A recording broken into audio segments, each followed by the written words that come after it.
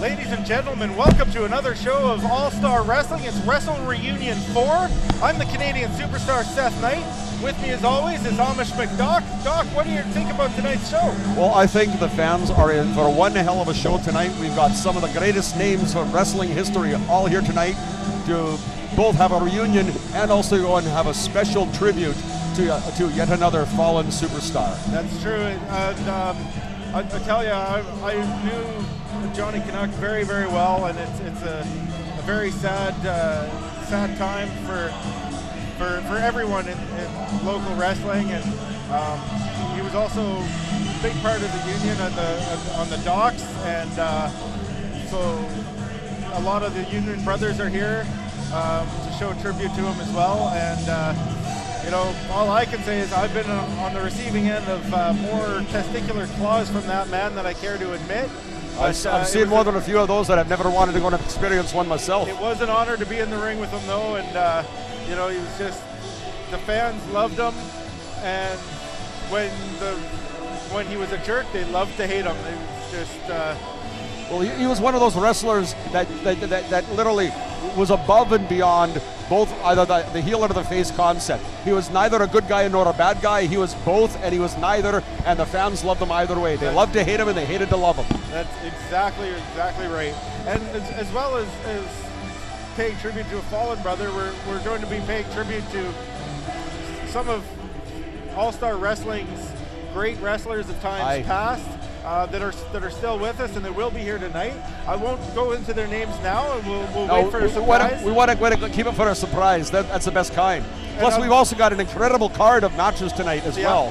Some great action upcoming, and even more so, we have a special guest broadcaster coming in tonight that I'm not going to tell you about. He's going to surprise us a wee bit later, and I think the fans will really enjoy hearing his wisdom, because he's visited us before. That's the hint that I'll give to you.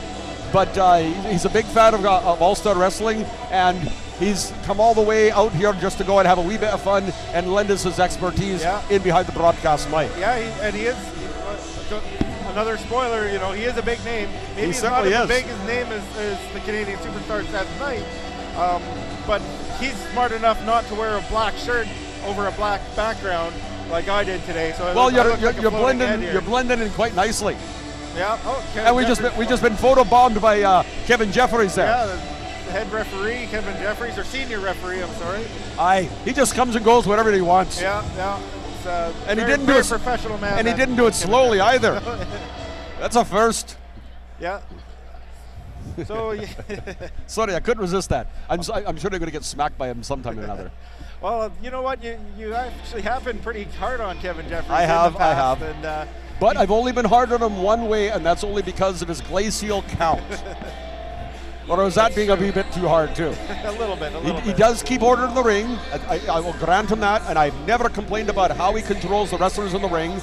Now, other broadcasters have complained that he sticks his nose into his other people's business and whatnot. But then again, that's the whole thing about it. He's the senior referee. He has to have input on how a show is run and how a match is won or lost, for that matter. Exactly right. Some of the matchups we got coming on. We've got. I don't like going over and spoiling the surprise, but there's a lot of matches that have been announced already. Well, it's borderline pay-per-view quality. Exactly. There's going to be several tag matches happening. There's going to be or several title matches. I'm sorry. It's just going to be an amazing event. I think you have a fan that wants to talk to you over there. How's it going, Pete? Where you wrestle from now or what? Yeah. And that's what I love about this. You know, that's why we want to out here out the crowd.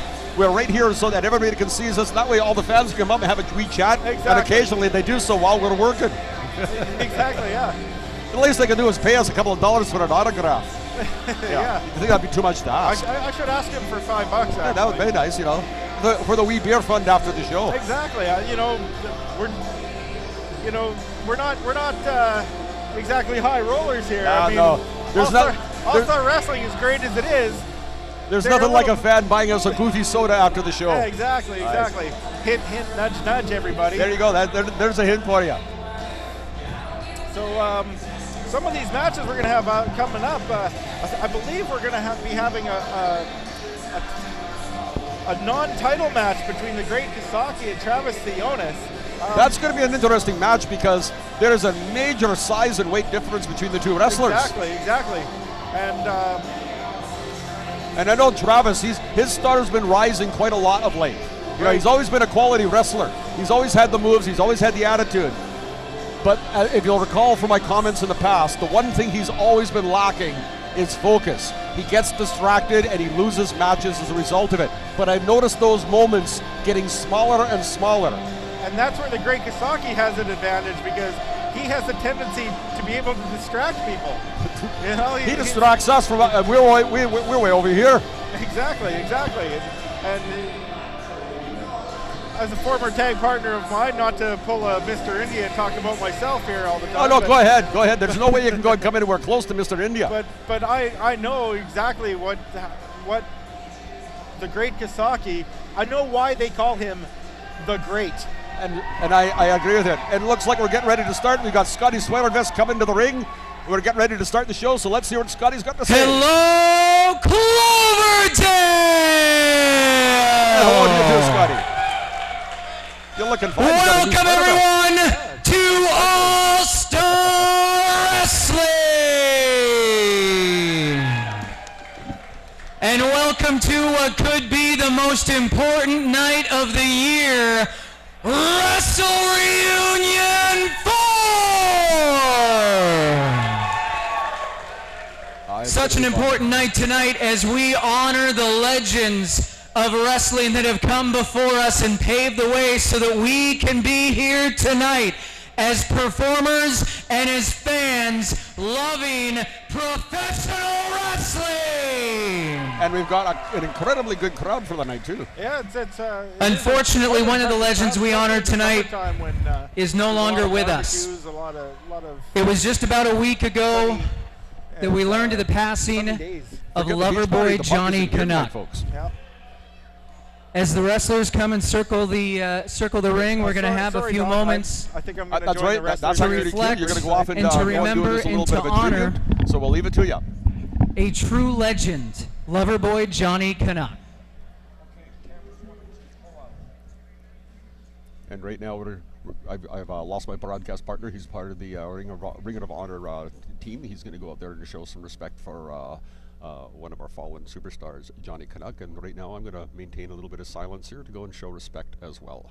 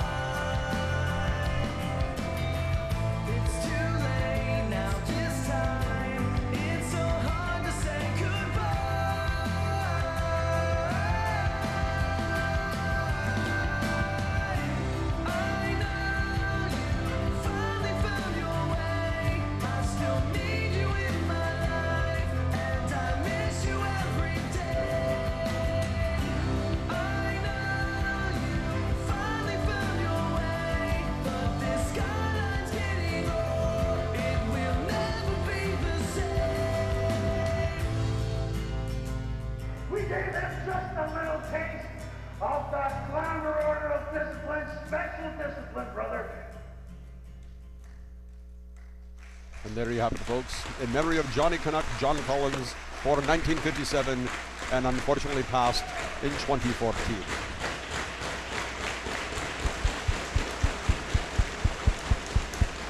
You can just feel the energy. The fans are all standing and applauding.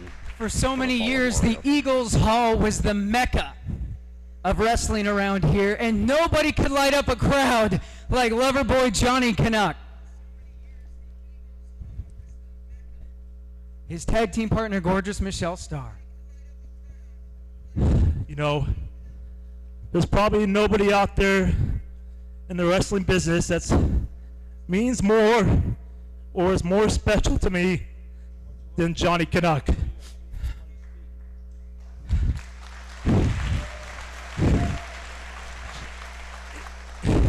In 1991, Johnny Canuck was the first person that I ever broke into the wrestling business.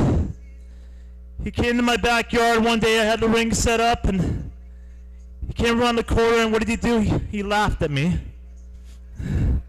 He laughed at me. I had frizzy bleach blonde hair. Look, I had a big mullet on my head, and he says, "That Pufta's gonna teach me how to wrestle?"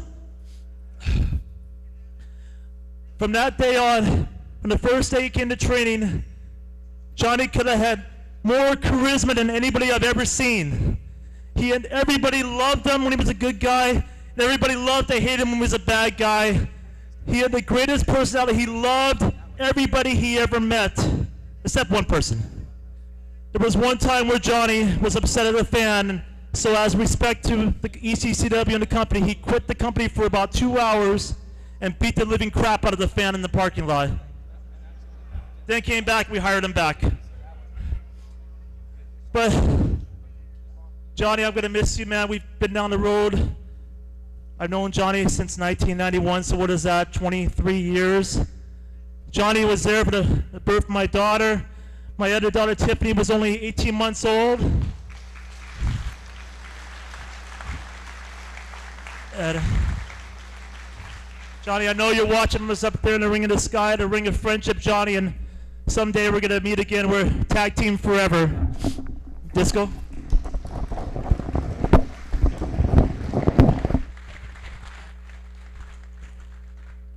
Not only Johnny is a brother in the ring, but he's also a brother for me and Michelle Starr on the docks. He gave us the insight to get the good job that we had. So not only is he looking out for us in the ring, he was looking out for us on the docks. Wherever we went, whatever we did, there was always a smile. If there was a problem, he would sing.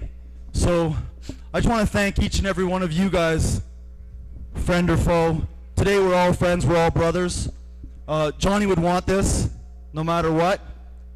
And I love Johnny Canuck. I was talking to him the day he and his son Junior gave me my job on the docks.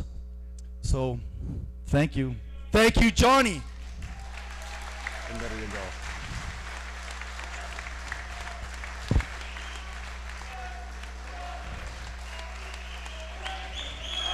We have Iron Mike joining the gentleman in the ring, Iron Mike Roselli. Short and sweet. John Collins, Johnny Canuck,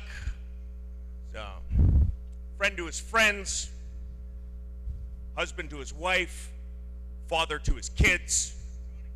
Wasn't perfect, but tried. That's all we can ask of ourselves.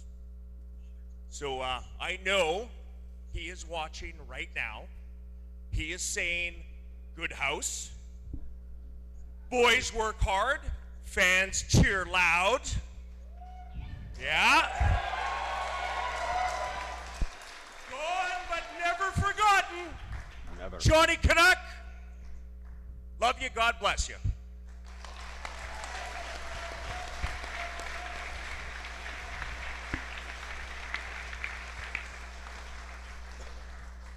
There's a lot of things I want to say tonight, but a lot of them I can't say in front of children. Audio bleed. When I first broke into the wrestling business, Johnny was one of the men that I fought. And when I say fought, I really truly mean fought. So many nights You know, like there was just one phrase that sticks in my head that I remember was the hottest phrase for many years. And it was always, "Are you guys ready to see 4 fat guys bleed?" And the crowd would just erupt. Well, unfortunately, "Are you ready to see 3 fat guys bleed?" doesn't sound quite right. So I'm going to miss you, Johnny. Love you forever. As will we all.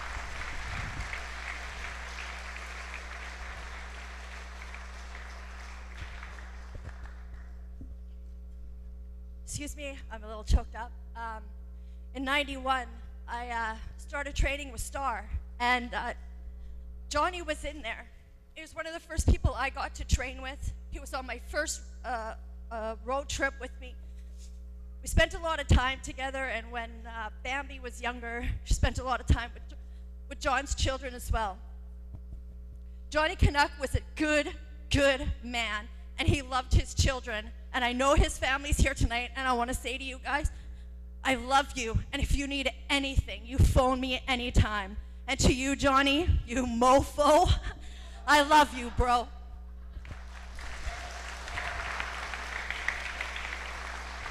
Love him, you hate him, you'll never forget him. Johnny Canuck.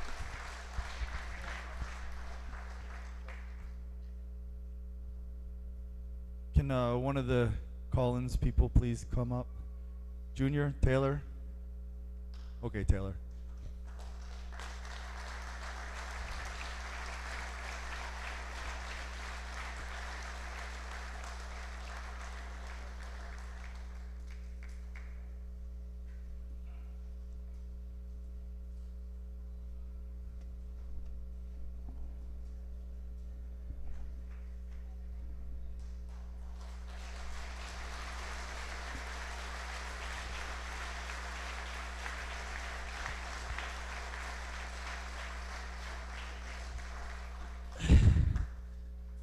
Taylor, this is Johnny Canuck Jr. right here. Is John Collins Jr., the oldest son of Johnny Canuck.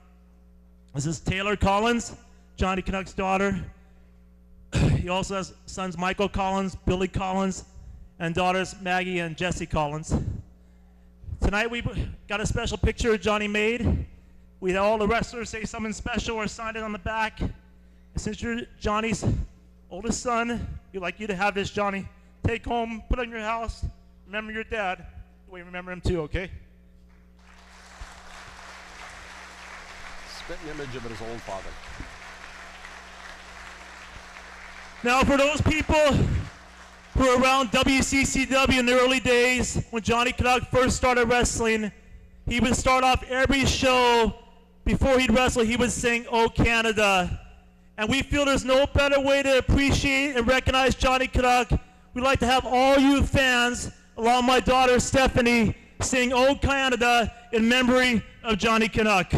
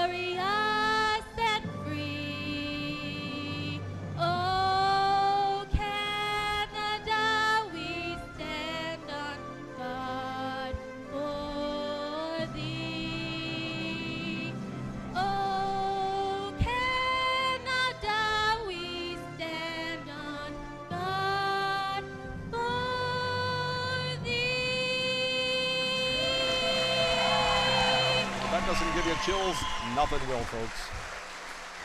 Incredible show of respect from all the fans. Would you please remain standing with your hats off for the 10 bell salute for Johnny Canuck? Please remain standing. Okay, let's get wide shots, everyone.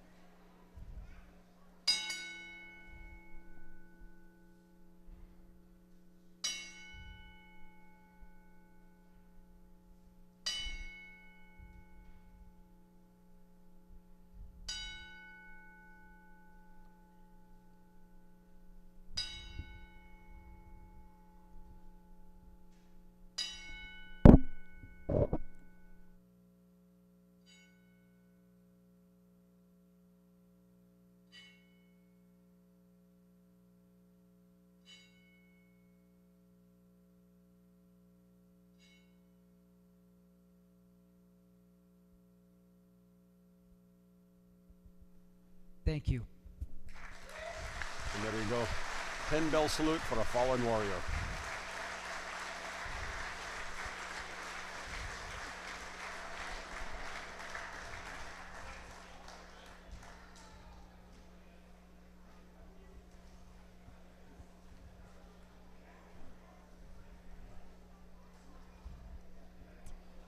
And right now we're being joined by our special guest star of the night, Mr. James Sapolsky from Sportsnet.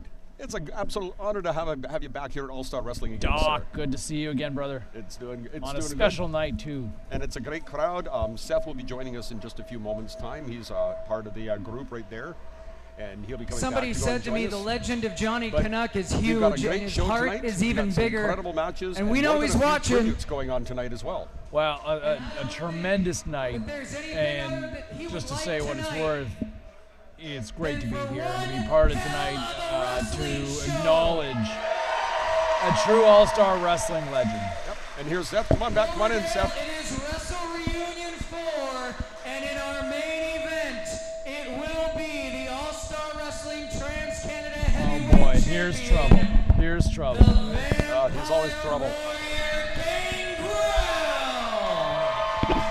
Well, it's always a hard thing to when you lose a friend, but you know the show must go on, and we're gonna let's have a good one right now. Well, tell me this. I mean, look, we are here to acknowledge Wrestle Reunion here tonight.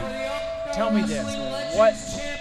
Give me a moment that sums up best Johnny Canuck for you, because here we are to acknowledge the legends, and what better time to acknowledge a legend than Johnny Canuck. Well, you know, I already mentioned about how I was on the receiving end of more testicular claws than I'd care to admit. But another thing that it brought to mind in the video, it showed Johnny had somebody in the corner, and he's punching him in the gut repeatedly, over and over again. And guess who it was? I've been on that receiving end of that, and every single shot knocks the wind out of you more than the last one just did, until you're finally just a mess on the ground. Just a wee pink puddle of goo. Exactly. There you go. Exactly. Somebody had is to take scheduled for one fall with a 20-minute time limit. We have the special referee versus the great Kasaki. And speaking of Wrestling Reunion, we've got referee Bulldog Bob Brown Jr. joining us tonight. Also looking a lot like his father as well. The genes are always going to come through every time. And we ain't talking Levi. I was talking to Bob Brown Jr. earlier today, and he said it's been years since he's even been in this building, and he actually came up because of Johnny Canuck. He wanted to share the memory of Johnny. That's showing a great bunch of respect as well. And right now, we're going to go and have somebody else come and join us. I'm going to go and take a wee bit of a break because we've got another special guest star. Just in honor of you there, James, we've got one of the most prime, best talented wrestlers going today, Sammy Bambi Hall. She's going to come down and join us. We are the only organization that has female broadcasters. We're quite proud of it. And Sammy's right now learning a new profession, and she's going to do a wee bit of broadcasting. Sammy, you come and take over for the doctor here for a while. Grab a seat, lass. All right. So what do you think of? Well, first of all, welcome, Bambi. You got to put those headphones on so you can hear me. Welcome. What do you think is going to happen in this matchup tonight? And have you met James Sapolsky? I have not. Nice Bambi, to meet you. nice to meet you. Yeah. Take it easy on me, all right? All right. As long as you're nice, I you don't have do to not worry. need a moonsault to be dropped on me. But although, Seth, if there's a way to go, That's got to be a good way to go. If a pretty lady's gonna like do a moonsault on you, that's a hell of a way to go. That's exactly Absolutely. right. All right, so what do you think Travis of this matchup? Sionis, I got to tell you, the last time that we had a chance to talk, I had a chance to watch a grudge match with Sionis, and this guy can flat out work. Yeah. He's got size, he's got strength, and a guy who can just flat out grind. And he doesn't. You know, there's no frills about this guy. He can just flat out fight. And I like this fight for a guy with the great Kasaki, who's no stranger to the fans of All-Star Wrestling, Bambi. But this is just a good old-fashioned fight. But I look two very contrasting styles, Seth. That's true. And the great Kasaki, of course, is the junior heavyweight champion for All-Star Wrestling. How long has he been junior heavyweight champ now? I believe less than a month. Okay, well. Or trying to prove himself now. Yeah, so. Do you need fake ID to be a junior champ? I think it would help but Kasaki, I mean, he looks like he should be above the weight class, but he's got the abs to show it. There's no fat on that man. He's all muscle. Sammy, I think you know people that can get some fake ID, right? I think this is how people roll out in Cloverdale. A little bit. Yeah, exactly. In Surrey in general. In Surrey in general. Yes. See, Seth, people are shady just like you. This is why you fit in here. Oh. I don't know where all this animosity is coming from, shots out already. It's Chirp Night. Come on. It's Wrestle Reunion. But the Kasaki's getting the fans right behind him. Fan favorite. He is the fan favorite. Even when he was my tag team partner, and the fans really didn't go towards me so much, but they just loved Kasaki. It's the abs. It's the abs, yeah. The ab, the painted on ab. And hey, look, this is one of those good old-fashioned styles. Like, Seth, talk to me about, like, as a guy, and you know what, and Bambi, you can speak to this as well. When you step into somebody that inside the squared circle that you're not familiar with, how much do you focus on their style and how much do you focus on your own? I think when you're in the ring, you can only focus on your own style, and you have to study, of course, your opponent and see what they're doing, but you got to concentrate on yourself first of all. What do you think, Bambi? I agree. You need to, because you can study your opponent before a match as well. I go on YouTube, check out what they can do, so I know, okay, well, I need to step up my game this time. Study them in the ring. Are you faster than them? Are you slower than them? How can you outdo them? Kasaki's actually showing that he's faster than Theonis right now with a couple of kicks and to the leg. Doesn't look like he's moving. Oh, there you go. No, goes in a reversal, and another reversal. And Theonis with a big double axe handle right across the forehead of Kasaki. Travis Sionis, Seth, you talked about it in terms of contrasting styles, and Kasaki all of a sudden feeling the receiving end of a very physical style of Travis Sionis. I mean, when you got a guy who's just willing to just get out there and fight. He likes to cheat, though. As you saw, Theonis just with a handful of hair throws Kasaki right to his back. I heard he smells like an onion. Theonis or Kasaki? No, well, as somebody who's named after an onion, Sybil in Cebulski means onion. I can tell you firsthand that onions aren't that bad smelling.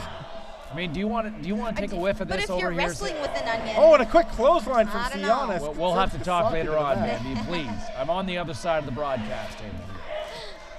And Theonis with the leg, and Kasaki reverses with a kick to the head.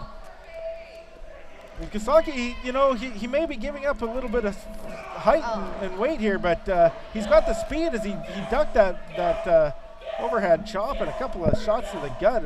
Kasaki with a lower sense of gravity inside the squared circle, but you know what? A guy with a lot of flurry of activity here, Seth. Yeah. And a guy that you are all too familiar with as well. And if you see him right now, he's slowing the match down, and Kasaki's a well-rounded wrestler. He knows when to go fast. He knows when to slow it down. He's got that seated abdominal stretch right there.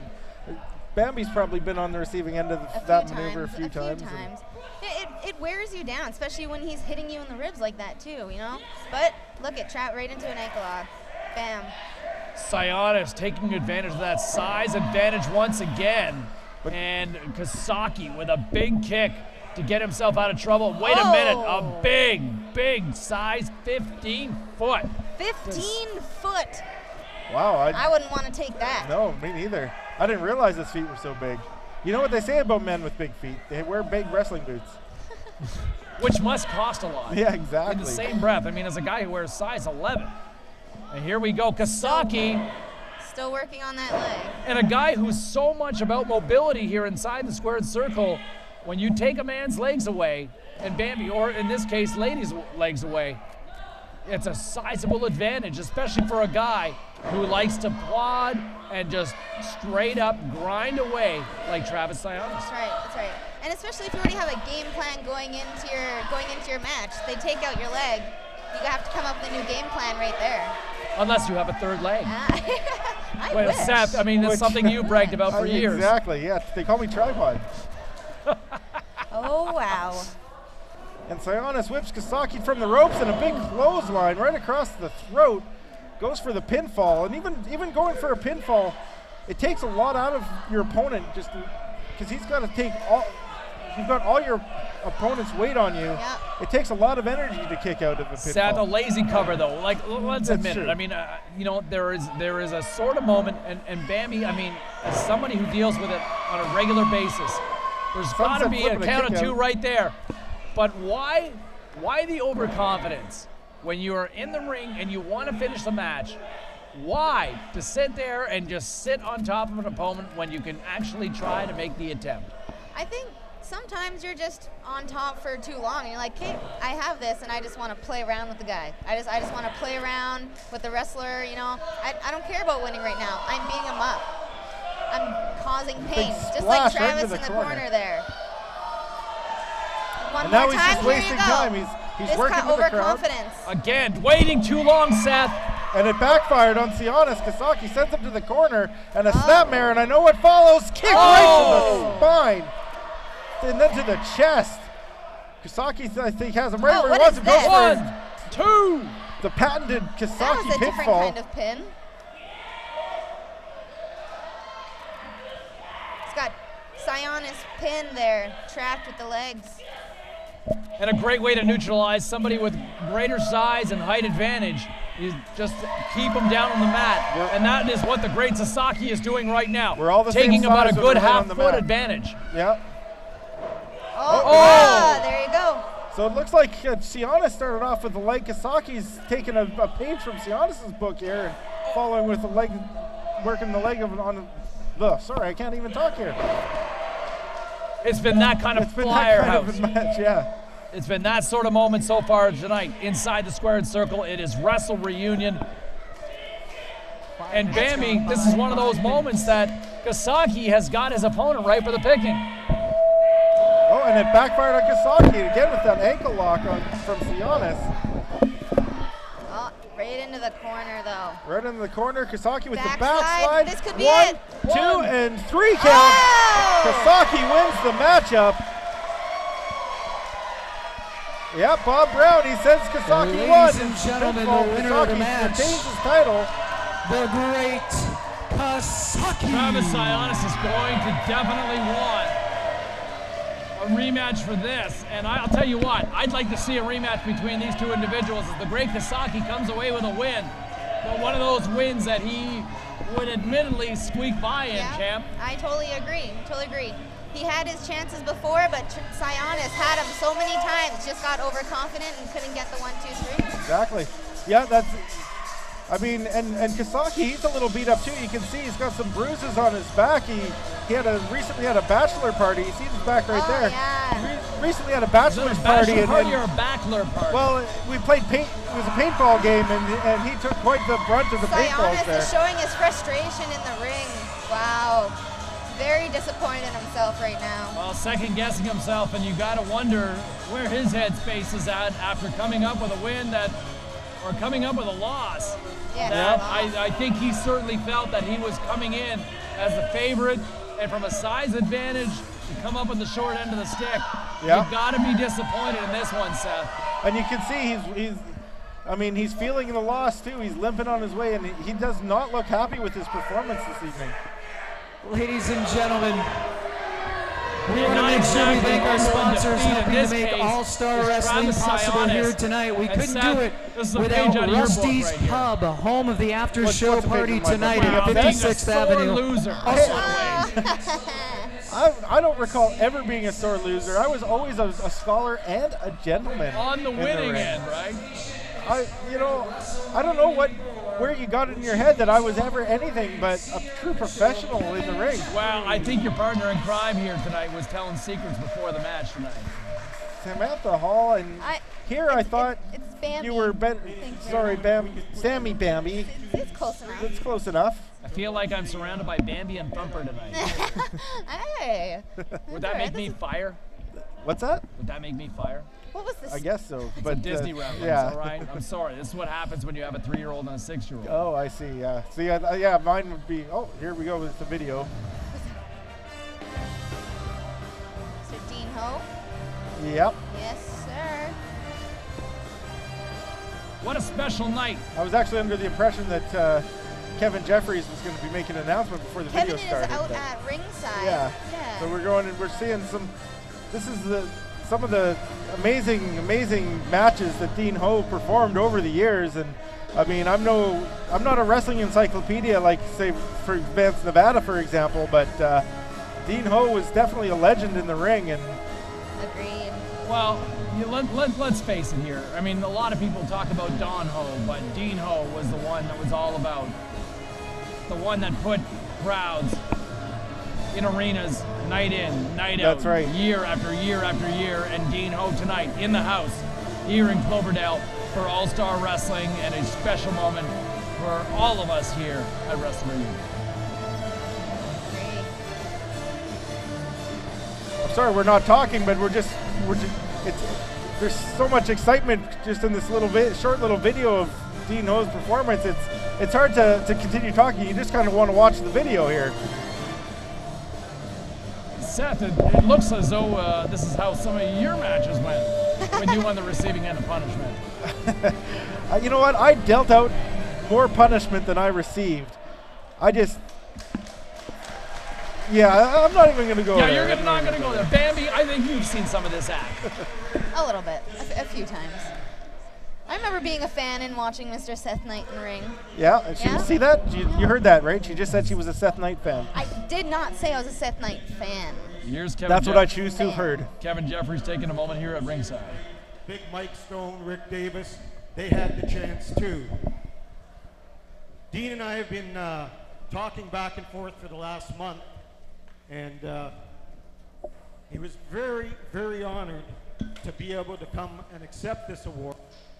But unfortunately, about a week ago, Dean became ill. He's okay, he just suffered a little fallback, and we've been talking right up until last night. Dean wanted to be here. He wanted to thank the fans, everyone from All-Star Wrestling, all the way back from when he first started here, have been loyal to him and his family. And on behalf of Dean, I will accept this award, and I will make sure he gets it. And he thanks everyone for being here. Now I wonder if he's really gonna send that award to Dean Ho, or if he's just going to keep it in Las himself. Vegas about 4 or 5 years ago, and I sat there and listened to him tell story after story for about 3 hours. I don't know. One night. I don't know it was about just that. an amazing experience. If you ever get a chance to look up Dean Ho or even get a chance to meet him, definitely take advantage of that opportunity. Yeah. Okay. Yeah. So straighten me out. Our following contest. I'll give you another chance. I'll give you another chance. I want to embarrass you. I want to embarrass you. Raven Lee. Oh, here's your mother, the referee. She better be going straight down the middle here. Calling it right down the middle. Or there will be some problems at home, I tell you. Oh, yeah? Oh, yes. You still live with your mother? I do. How old are you? I'm a traveling wrestler, okay? Oh, okay. I am a traveling wrestler. Well, that means you're working enough that you should be able to afford your own place. But, well, I have a part-time job. Well, Seth, I think in one breath, I think we call that fiscally conservative. Oh, I see. Or fiscally responsible. That's true, right? Yep. Bambi, if a parent is going to continue to pay your way, absolutely. Introducing first team number 1 being accompanied to the ring by Take Neil advantage Drummond. of it while you can. This here's going to be a 6-man tag team match. Coming to the ring, we have Alex Prestige, Nick Price, and Fabulous Fabio. That is 214 pounds from Victoria, and of course, they're being accompanied by Neil Drummond. Nick Price. Look at how serious Alex Prestige is. Alex Prestige, I think he's come off of a series of, he hasn't been the most successful wrestler in the ring, and I think he's really trying to get more serious and get some wins under his belt. Yeah. Well, and with all due respect, there's a guy who's been gaining experience and is finding a way. I think there was a sizable disadvantage that he had to endure over the last year and a half. But he has certainly sized up, bulked up, and I think going in a match like this, he certainly looks more poised to have an opportunity at success compared to the last number of matches. Yeah, exactly. And here come their opponents, of course, the legendary Ole Olsen, Quick Kick Kirk, and Matt Ecstatic. This is going to be a difficult match to call, I think, because there's going to be so much action in the ring. And it's already a little chaotic in the ring already. What do you think, Bambi? Do you think that Raven Lake is going to be able to control all the... She's got the... Oh, come on. I have two sisters at home. She's the referee constantly. She's got this. She's got it. Okay, tag team partner, ladies and gentlemen. If she doesn't have it, you owe me $10. Oh, I didn't agree. Sound fair? I would think you would at least have to buy both of us dinner. No, that sounds good. A beer. A beer and dinner. That or a combo. A beer and dinner. Or a considering cheap combo. Remember, I'm a traveling wrestler. Considering you already admitted to being a Seth Knight fan, I figure Cactus Club on it. And a Seth Knight fan at that, absolutely. Exactly. After all these years, Ladies and gentlemen, you should at least appreciate the fabulous Fabio says That's that right, if you that's do right. not Looks quote, like we're gonna have shut up Matt and Ecstatic stop starting out, giving him and, the finger, I'm not sure. unquote, he Fabio will leave the building talk to me and make about this the a issues when you're going 3-on-2 match. a 6-man tag team or a 6-person tag team where you're not necessarily familiar with everybody's tendencies. You just have to take it as it comes, to be honest. You have to be prepared yourself. You're He's in there not kidding. training Fabio every week, says how he's many not going to times a take week. the finger. You should be able to take on whatever is facing you in that ring. Seth, how do you deal with egos? With egos, you know what? Egos can cancel out egos. You just have to make sure that you have the biggest ego in the ring, and so that you can call it down the middle. You can lead the team. You have to find the leader of the egos.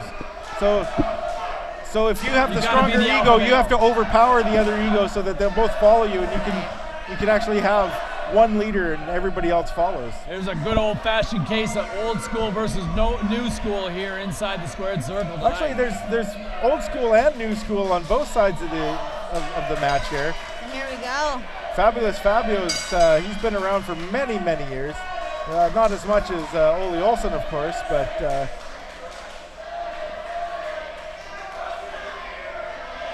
Looks like Nick Price and Matt Ecstatic are starting out and lock up, and Nick Price is quick reversal and got the armbar and working that arm from Nick Price. Fancy Schmidt. See, you do these fancy reversals and it didn't really pay off. Matt Ecstatic took the advantage right there. Good wind up. Ole Olsen gets tagged in. See, in this situation, if you're in the ring with a veteran like Ole Olsen, you follow Ole Olsen's lead. If he tells you to tag him in, you tag him in. If he tells you to go for a clothesline, you go for the clothesline. You got to listen to the experience. And Bambi taking control here, where it's something we don't see a lot in this business today, but wearing down an old-fashioned body part. Yeah, that's what Ole does. Ole is known for his grappling, his chain wrestling. You know, he'll take you in there and he will school you to the max. Nick Price looking to tag out there. Oh, and that was an interesting reversal from Nick Price. He gets into the hammerlock and quick kick. Kurt does the flip over. That was close. Seth, I'll ask you this, and maybe it's just overstating the obvious, but when you see a knee brace on an opponent, how much of that is a bullseye? Oh, that's a bullseye. I'll be going for the knee right away. I'm surprised nobody's been working on his knee yet. But of course, the match is still just beginning. And good leapfrog, up and over, and beautiful drop kick. We don't see a lot of those in the business now. Quick count. That caught him right in the chin too. That could have. I got a 2 count. That could have ended the match because you get kicked in the jaw like that. That's enough to just knock you silly, and you're not aware of your surroundings. So, Raven Lake setting the tone with a authoritative 2 count and a beautiful arm drag vintage Ricky Steamboat right there, Seth. Yeah, and these two in the ring right now, they were former best friends, and now they're bitter rivals. Yeah, they used to train together, they'd hang out together, they'd poster together, and now they hate each other. They can't stand each other. Sounds like something from the women's division. It's interesting. 1, 2. Prestige is trying to hang in there, but Manic Static just keeps getting the better. A fantastic tagged crowd in again. And Seth, a special night here in Cloverdale, and it's just been a spectacular crowd here on town. Oh no! Oh, what happened? Raven Lake gets knocked over. What's going on here? Pinfall, and you know what? That could have ended the match right there, but Fabulous Fabio got involved and distracted Raven Lake, caused her to get knocked over. And Bambi, there's the perils of six individuals inside the ring at one time. Exactly. Big European uppercut, slowing down Alex Prestige. Oh, I thought Nick Price was tagging himself in there. That's what I thought too, but he tagged Manic Static. He didn't tag Prestige. Oh, yeah, I guess he was just trying to give a little bit of a back chop there. Got a little too close. Irish whip in the corner, up and over, Prestige. Oh, goes right to the pinfall. Oh. That could have ended it there too, because it was a quick, knocks Manic Static right on his head. He landed and probably knocked him silly. Fabio's getting pretty intense out there. He wants in Fabio very badly. tags himself in. Look at see, and this is where overconfidence starts to come in as well. 5 minutes Manic gone Static by, is 5 completely minutes. exposed. Fabio stays on him, and I wouldn't want to be in the ring with Fabio right now because he looks angry. He does. Ooh! Big knee right to the eye of Manic Static. And Fabio in tremendous shape coming into this one here. Count of 2. And an arrogant cover may have cost him a victory here. Irish whip to the corner, big elbow. Boom, wow.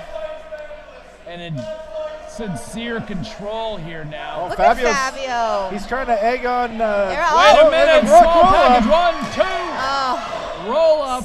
Not there, and a big knee right to the midsection. Ole Olsen's got too much smarts to fall for that trick. He wasn't baited into going into the ring, and it gave Manic Static enough time to roll Fabio up there. Outside of the ring now. Now he's just getting vicious. There's no need to go outside the ring. He had control inside the ring. Yeah, but you know what? You can do a lot more damage outside of the ring, and I think Fabio's only concerned of causing some damage right now. Bambi, at this stage of the game, how much leeway as an official do you allow when you take it outside? You know, they have until 10. I can't, or the ref can't do anything until they hit that 10 count. But I mean, he's getting a big advantage, and he didn't really need to go outside the ring, and it's so frustrating because I've had this happen to me, and I know there's nothing the ref can do. Well, you just have to wait. Exactly. Seth, you have like to pray on that. Well, you have the 10 count, so you may as well use it, right? You get your opponent on the outside. Like I said, you can cause more damage. You may as well use it. You're not cheating. Fans want Ole in there. They're chanting his name. Alex Prestige caught wow. Wow. The kick followed by, it looks like he's going for a fisherman suplex and 1, 2. Bam! Oh, Nick Price breaks up the count. We've got 4 individuals inside the square circle. Fabio's going right for Ole Olsen. He wants a piece of Ole. Ref is trying to get it. There we go. There you go. Meanwhile, the ref is being distracted by Using the hair trick. Exactly. He has no hair. And the other two have Mad Ecstatic in the corner, just being double teamed. Wow, Mom's got her hands full with this. You were right, Seth. You know what? It's hard to be a referee. There's only one of you, and there's 6 men in the ring. Bang! Oh. Double underhook suplex. Right back to the corner. See, they're smart. They're keeping them in the corner. Very smart tactic right there in terms of keeping their opponent in the corner. Back, Fabio comes back in. Looks like they're all in the ring right now. Wow, okay. And a good old-fashioned chop to slow him down. Alex Prestige. Oh, Ole Olsen finally gets in the ring, and Raven Lake's now distracted, but Mad Ecstatic's fighting for everything he's worth.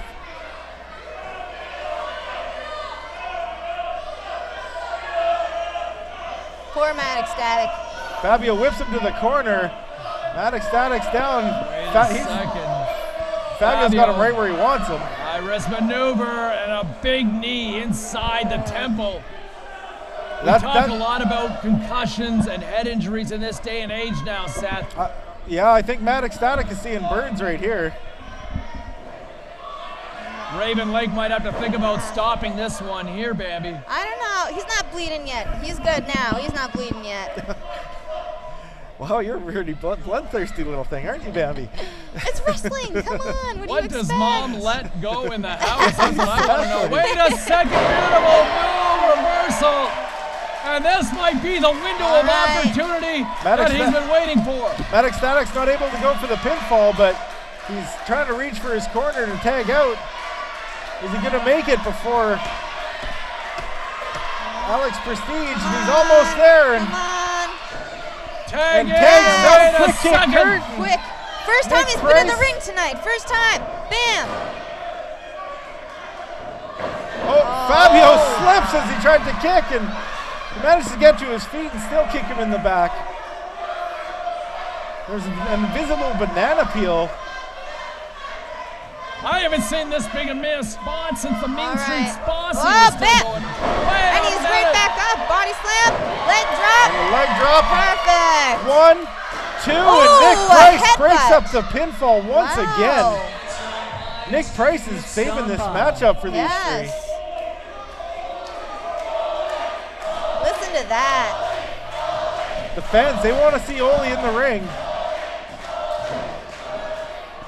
They don't call him a legend for nothing. A huge save, might we point out, by Alex Prestige to keep his team in it. Fabio's, of course, using his leverage, using the ropes. He's got to a 5 count, so it's not cheating.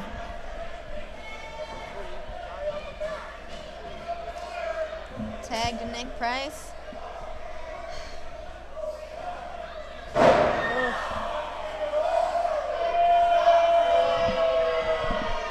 Well, they're really taking their time with quick kick Kurt here, and Nick Price says he's going to take it home. I don't think you want to take your time with the guy whose first name is Quick. No. See, there you go. Big tag, here he goes. Ole Olsen's tagged in. Yeah. Listen to this crowd. Big suplex. And look out. This is what the crowd's been asking for. The Beast Unleashed, Bambi.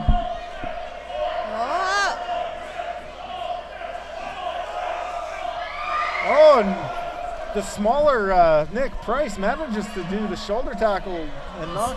Said sometimes just a common opportunity in collisions. And look at this.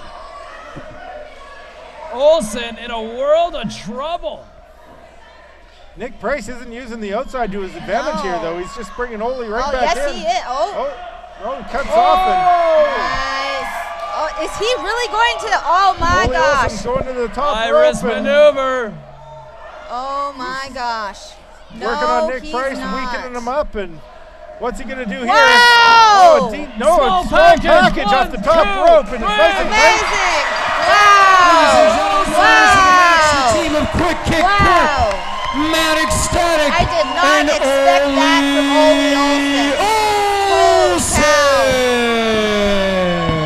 Saving the best for last. Wow.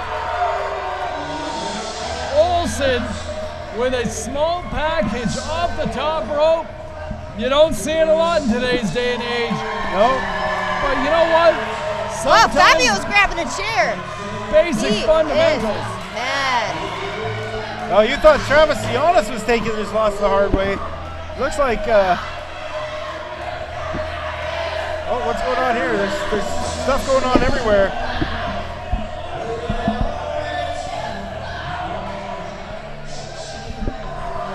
So the winners of the matchup, Ole Olsen, Quick Kick Kurt, and Matt Ecstatic.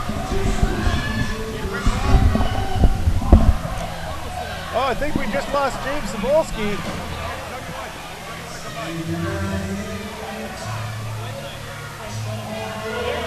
Ladies and gentlemen, the fabulous Fabio says now that he's wasted his time with these other two guys, he wants to issue a challenge for anybody in the building. Matchup. Did you watch any of that? Hey, Kasaki. No speak. All Kasaki care, Kasaki win. How do you do today? I'm not doing too bad. It looks like you still have some bruises from the other weekend.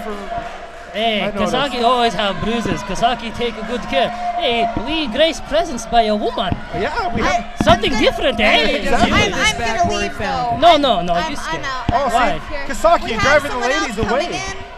We have someone else coming in. Where Not his good. manners? You're driving the ladies away, Not good. Kasaki. She's so like, scary. what else is new?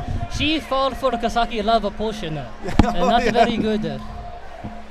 Okay. Ladies and gentlemen, All-Star Wrestling will be back in action right here in It looks like we got the great Kasaki here tonight. Yes. Nice for you to join us there, lad. That was a good match you had earlier. Yeah, Kasaki try. He do his best with what he have work with. And Travis gave you a wee bit to work with, but it's nice to see the former tag team champions back together. Kasaki miss you. Even though Kasaki still carry you, Kasaki miss you lots. Oh, thank you. Especially, I guess, after last month when you were teaming with... yeah, Kasaki can only carry so much, you know. You can only carry so much weight on that weak back of yours, yes. Oh, what do we have here? Oh, let's listen to what Kevin Jeffries has to say. He's speaking about what he show a video of. It looks like it's time for another video. Yeah, okay. We speak more or we watch a video? We're going to watch the video. Okay, good. We'll talk about it afterwards. But right now it's Eric Frolick. Eric Frolick. Another classic name for the past. Yes, Kasaki-san, I remember watching him. I remember going and seeing him at the BCTV studios back in the old days. Going to see Eric Frolick and the rest of the boys wrestle back then. Yeah. It was some of my favorite times. As a wee lad sitting in the broadcast studio in summertime, it was like sitting in the middle of a sauna. Yes. Yeah. This is sitting in the middle of a sauna right now. This is air conditioned compared to BCTV studios. Let me tell you. Yes. It was hot in the summertime and cold in the wintertime, and always had a wee bit of mist in the air. Yes. Oh. Wow. Yeah. He was a great wrestler. Yes. And also one of the very few wrestlers to actually go and have the guts to go wrestle barefoot as well. Yes. Which could always work against it, because one or two quick stomps and you're going to be limping all around the ring. You lose your support. Yes. Yeah, and you know what? Even the minor thing off the ropes, and you land a little bit wrong, and that toe is broken right there. Or you turn your ankle, you're hopping around, you're a one-legged wrestler. It's amazing. Tough business. Concrete hurt, mat hurt, everything hurt. Western States tag. Yeah. There's another one of Kasaki's fans. Fans are coming to congratulate you on a big victory. Yeah. Your fan base is worldwide, laddie. Hey, Jeffries is talking here. Let's hear what he has to say. 1977 WWC North American Tag Team Champion. 1980, ladies and gentlemen, 2,268 documented wrestling matches this man has wrestled up to July 24th, 2014 on record. He is just an amazing wrestler. BCTV in Vancouver hosted All-Star Wrestling. Eric Frolick was probably the wrestler that performed the most on All-Star Wrestling than any other wrestler that has showed up here in Vancouver to wrestle. Not only that, Not only that, Eric Frolick has probably wrestled more places in the world than many of the professional wrestling athletes of today. Ladies and gentlemen, my pleasure to welcome back to the Cloverdale Fairgrounds and All-Star Wrestling, Eric Frolick. I wonder if it would be in poor taste for the broadcaster like myself to go up and ask him for an autograph. Yeah. Because that's a classic gentleman who's looking fabulous. My God, he's looking younger than I do. Yeah, he's in better shape than I am, that's for darn sure. Aye. What a classy gentleman he was. How about a few, Eric, to the fans here? First of all, I'd like to thank everybody come up here and support the professional wrestling. I know a lot of people over here look at me and you say, who is he? You know? Yeah. Well, I tell you who I am. You heard my name, Eric Frolick, and I'm so happy to being a wrestler, because one thing is I started in Vancouver, the pro.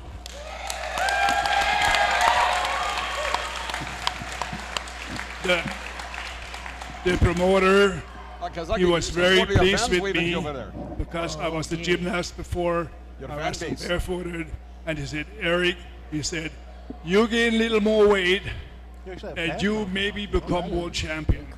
But so I was drinking beer, I was eating and eating, and I went up, my weight was 226.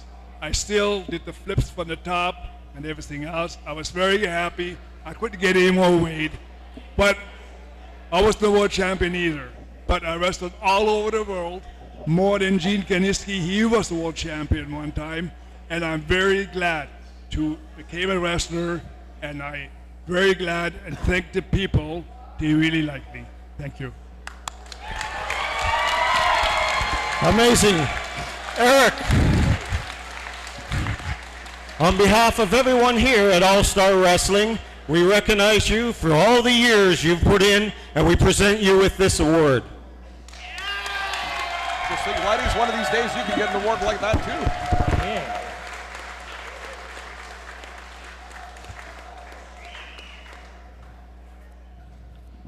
Eric, now, Eric, ladies and gentlemen, just before you leave, many of the wrestling fans here know a man by the name of Vance Nevada. Yes. Vance is not only a wrestler who is now retired, but an author, and he does a lot of history on wrestling. Vance has put together 2,286 of your wrestling matches from around the world here for you and your family to go through. And just a little point here, a lot of the names on here, ladies and gentlemen, that this man has wrestled are gentlemen that are now up in the World Wrestling Entertainment. This man broke a lot of these guys in, and he really deserves a standing OV from you people.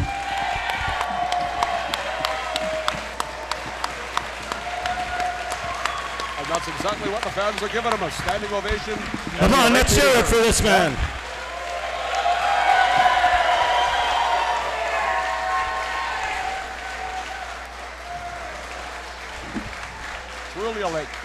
Truly a legend. Yes. Eric Frolick, ladies and gentlemen. Is it just me or is Kevin Jeffries moving a wee bit quicker today? More legends will be honored later on here tonight, but right now, our following contest is scheduled for one fall with a 20-minute time limit. Yes, very long. Now this is going to be a good match coming up right now. Azeem the Dream versus Nasty Nate Daniels. Of course, Nasty Nate was on the receiving end of this the fireball from Azeem the Dream. Yeah, Kasaki in there with him. You were in there with him. And what do you think about this match? No good, no good. You know, one thing, play Street Fighter game, okay, video game. You do fireball real life, it's no good. It hurt very bad. Yeah. I think that was actually hellfire, straight from the abyss. not good, not Ladies and good. gentlemen, Well, introducing not only first, that, but now making he's his not way working to with the a handicap ring, because he's got an weighing eye patch. in Yeah, He's only got one good eye. Yeah. And of course, your He other now tag team proudly partner was on the resides receiving end of Yes, that hey, hellfire. did not pay me Kasaki taking partner. You get fireball and face it. I'm glad I'm not the proclaims tag team himself partner to anymore. be No the offense, but favorite I've wrestler had enough of problems. I don't need a President fireball in my Barack face. Good. Hussein Obama. Kasaki-san can't carry anymore either. Azeem the Dream. Azeem the Dream, oh yes. And I understand that Azeem wants to make a wee bit of a comment considering what happened last show. Yeah, they cheer, they know right. Yeah, he's got a bit of an apology to Disco that he wants to go. You know what? When an American comes down here, I demand the proper respect should be given by all you bottom feeders. I don't know about that. To get the respect, lady, you Now, gotta give it. I was gonna do an apology to Disco Fury face to face, but he's not feeling a little too well. He actually went home already. They got a little too hot for him. But I do see somebody over here, Disco Fury's little boy, Little D. I would like you to come out here so I can give you the apology. Well, this ought to be a wee bit interesting. Yeah, not good, not good. I don't know. Even for me, this is in bad taste. I've got a cold, nasty feeling about this. Yeah, he's a very brave boy. Very brave. Yeah, very funny story about him, huh? He in the wrestling locker room more than most people nowadays. Yeah. All right. He's a little kid, yeah. The kids that hang around hockey rinks are called rink rats. What do you Now, call kids that hang around wrestling Little D. locker rooms? You know, he. I just want to I apologize think he's going to be a champion before you to and I are you much older. and your family for what happened to your dad. He apologized. I also want to apologize to your mother, Now don't get distracted your by the friends, people on what leaving. happened. It's kind of hard not to. I also want to apologize and say I'm really, really sorry that I didn't get your dad's other eye too. Oh. Your dad is a loser, That's not very nice at all. a bottom feeder, just like every single one of you here. Did I just see what happened? He gave a shot right to Azeem's dream right Disco there. Jr. just gave a wee bit of an equalizer right in the plums. Very smart. See, he's a very smart kid. Remember what I was saying about a bit of an advantage for Azeem in this next match? I think the advantage just went away. Yeah. He might not be able to stand up. Bob Brown Jr. is coming to the match. Little In the D. ring, he's going to be a referee. Little D get more cheers than most wrestlers. Hey, you're good. Well, Bob Brown Jr. is coming to the ring to officiate this matchup. He Do you seems have a wee any bit experience with confused. Bob Brown Jr.? Azeem, Oh, yes. ready or not, I'd like to introduce you to your opponent. Bob Brown Jr. in the ring. No. Weighing Oh, yes. 241 pounds And here he is. from Abbotsford, There's Nasty British Dave. He seems to have turned over a wee Columbia. bit of a new leaf these days. Yeah, I think it is. He's got the eye patch. Of course, he's still ready to go fishing, wearing the fishing vest. Yes. He ready to fight a war in a camo deer. Yeah, exactly. Well, Yeah, one thing I've always wondered is exactly what does he got in the pockets in that vest? exactly. Well, it's You know, you fishing can hide tackle. a lot of things over that. It's a fishing vest. It's fishing Yeah. tackle. You can imagine getting one of those fish hooks right in your eye. He hiding his wrestling skills in there. Oh, Oh, here we go outside the ring. This could get very, very dark, very, very sorry. fast. Kasaki always watch a ring. He now watch a TV screen. There he is. Well, Yeah. I like watching the monitors because that way you get the close-ups. Some of the shots we can't see from where we're sitting, you'll Yeah. always be able to see it on the monitor.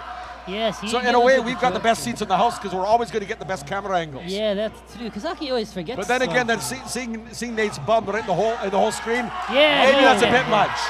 Very good. You saw an audience member gave a chop to Azeem. That's what you do. He Well, deserve it. He has been disrespecting the fans, so I'm not a wee bit Yes, surprised. Yes. Azeem is not so tough without Christopher or Isaac, a tag team partner with him. He get suspended, dude. Not good.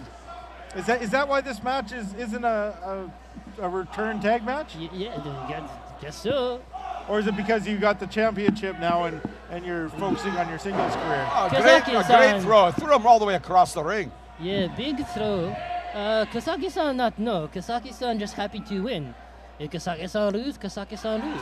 Well, one thing I was very impressed with your match is that you gave away a lot in weight as well as size and height against Travis, and you still managed to pull off the victory, which is what I've been saying all along, is that age and experience will trump youth and enthusiasm every time. Yeah, and you seem to prove it every time. And you're a young man yourself, but you've been wrestling a wee bit longer than some of your opponents. Kasaki-san, 50 years old. He have Asian gene. Don't you forget that. Yes, yeah. Is there any way I can go and get some for myself? I wish.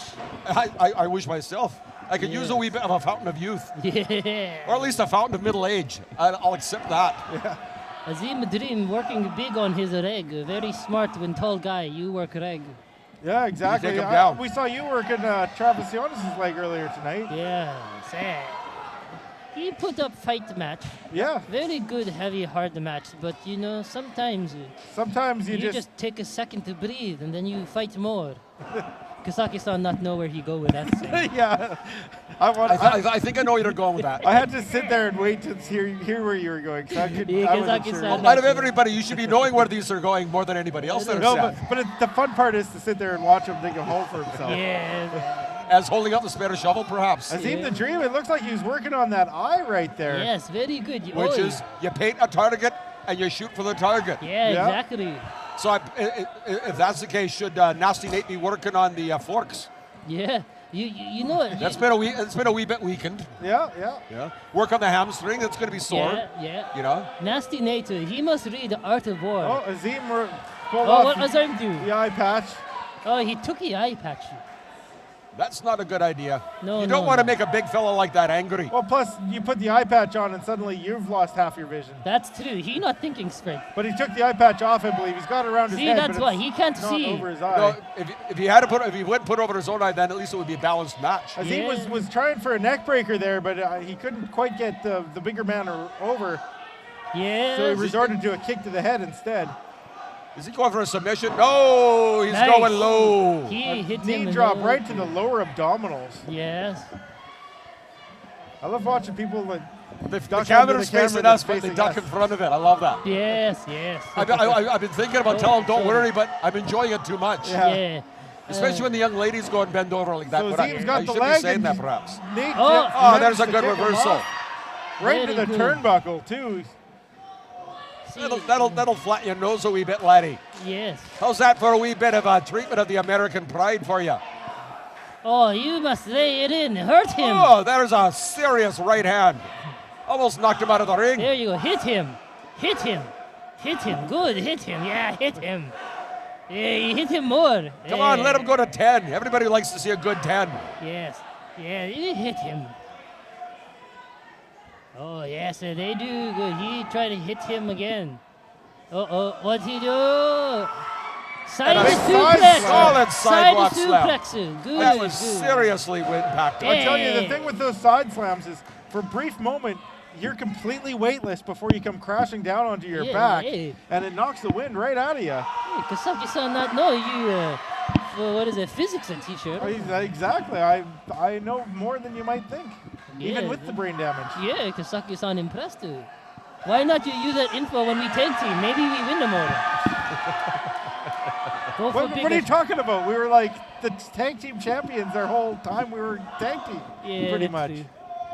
But yeah. Super I will admit eye. you did lose the occasional match, but you didn't lose the belts. You just lost the occasional match. Exactly. Yes, usually by a wee bit of skullduggery pulled upon by yourselves, it kind of backfired a wee bit. Kasaki-san like when Azeem is super kick in the eye. Very, very good. Yeah, now you punch it. Very painful. Azeem's working on that eye, that injured eye of Nasty Nate Daniels. See, if Nate Daniels read Art of a War, it say when you weak, you pretend to be strong. When you strong, you pretend to be weak.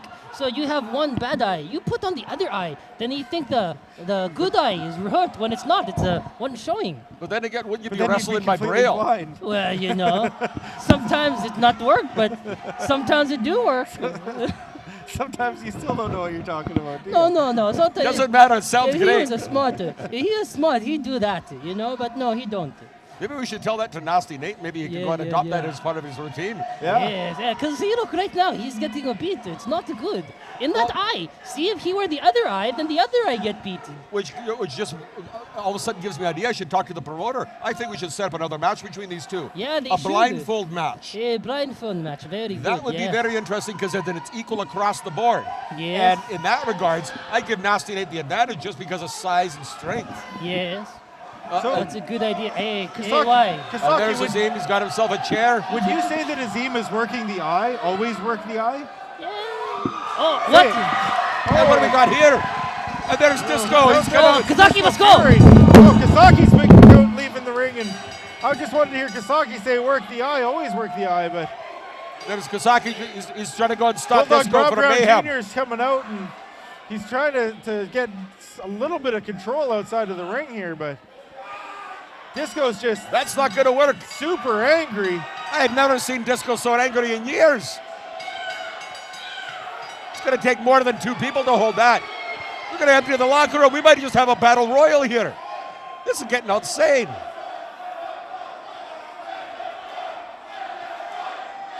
I don't know. Let him go. That's my thought. Let him go. Put them both in the ring. Let him go. Disco's so angry he's lost his comb over here.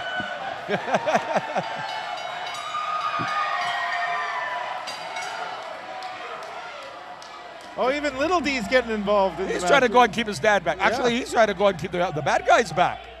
That's one brave wee lad. That he's trying to go and get a piece of him himself. Azeem the Dream! Get your ass in the ring right now! I'm gonna kick your ass! Well, the fans want to see it. I don't know about you, but I'd like to see it. In fact, I'd like to see them in a cage. I'm not sure if Disco's completely healed from his surgery. But that's never stopped him before. Come on! But, he's wrestled injured more often than he's wrestled perfectly healthy. So I don't think that's going to affect how he wrestles. Come on! Chicken!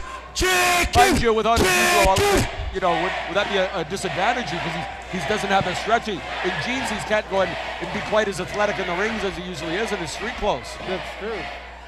However, he's perfectly dressed for a street fight, and maybe that might be something to talk about. Tell you what, a good old-fashioned street fight anywhere in the arena.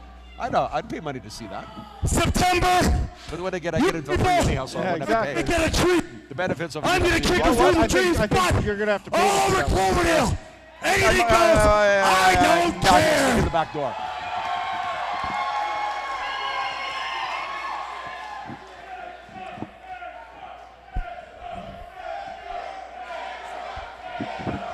There's a wee bit more mayhem than we usually see out here in Cloverdale. Although, frankly, I could use a wee bit more. Shut up! But I have Disco to go back. Fury, Yeah, you want me one-on-one? Something of beauty. You can't even see one-on-one. And of course, you would want an anything goes match in your home turf because just like you and everybody else here, Canada is a bunch of losers who can only win when it's not a fair game. Didn't win the silver medal at the Olympics. We won gold. Yeah, exactly. That's because we're a nation of losers. Got a wee word for you there, Azeem. Just because we're polite and say sorry a lot doesn't mean we're losers. And there they go again. Oh, this is great. I love a wee bit of mayhem. It's definitely a wee bit of Friday night fights. And there's Kasaki. He's going after Travis Theonis again. He wants a wee bit more of him. Yeah. I guess beating him once wasn't enough. This is just going to be it's just getting out of hand here. We got to get this under control. And now where's Kevin Jeffries when you need him? Isn't he the one supposed to step out and go and get something like this settled down? There's Nick Price of the chair. Ladies and gentlemen, you don't need a chair. The official decision in that last match. Just with the your winner as a result of a disqualification, Azeem the Dream. So yeah, even though Azeem did pretty much get a little bit of a beating there, he still comes out on top and is the victor tonight. And in the end, that's all it is. He gets the win. Yeah, it's now that a little decorum has been restored, to honor our next legend, would you please welcome to ringside Neil Drummond and Susie Tanner. And right now it's time for another video tribute here. And this time, it's for Mike Stone. Thank you very much, Mr. Sweatervest. Thank you, ladies and gentlemen. It's an honor to be here tonight alongside with my wrestling manager partner, Susie Tanner. Other legends of management in the 1980s are Vern Siebert and, of course, Gary Allen, so we're honored to be amongst them. On behalf of Susie, we're also very sorry to hear the death of Johnny Canuck, as well as we're honored also to be here to remember Dean Ho and Eric Frolick, who were two legends of this business. Going forward, back in 1983, a wrestler came here by the name of Easy Rider Mike Stone. Now, Mike Stone started off his career in 1979 in Winnipeg, Manitoba. He traveled all over the States, based out of Winnipeg, Minnesota. He came here twice, 1983 and 1985. Mike was a former Canadian champion. He had a long-standing feud with Master Sergeant Al Tomko, and that ain't no word of a lie, trust me. Also, he was tag team champions with Snake Williams and many other multiple partners, managed by, of course, Susie Tanner right here. It is indeed our honor and privilege to award the next award from All-Star Wrestling to Easy Rider Mike Stone.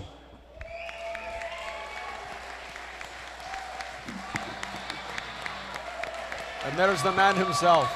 He's still looking fine. Hell, he's looking younger than me. Hell, everybody's looking younger than me these days. Even Gary the King Allen. Well, that's a bit sad. That's pushing it a little bit. Not by much. Let's watch some of this video of Mike Stone in action. Tough man.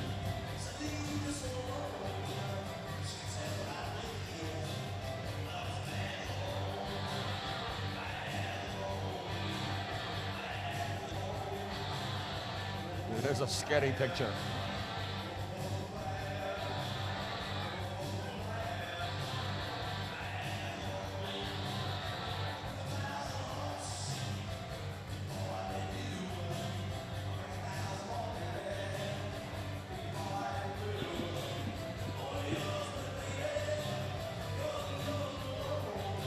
Miss Komodo.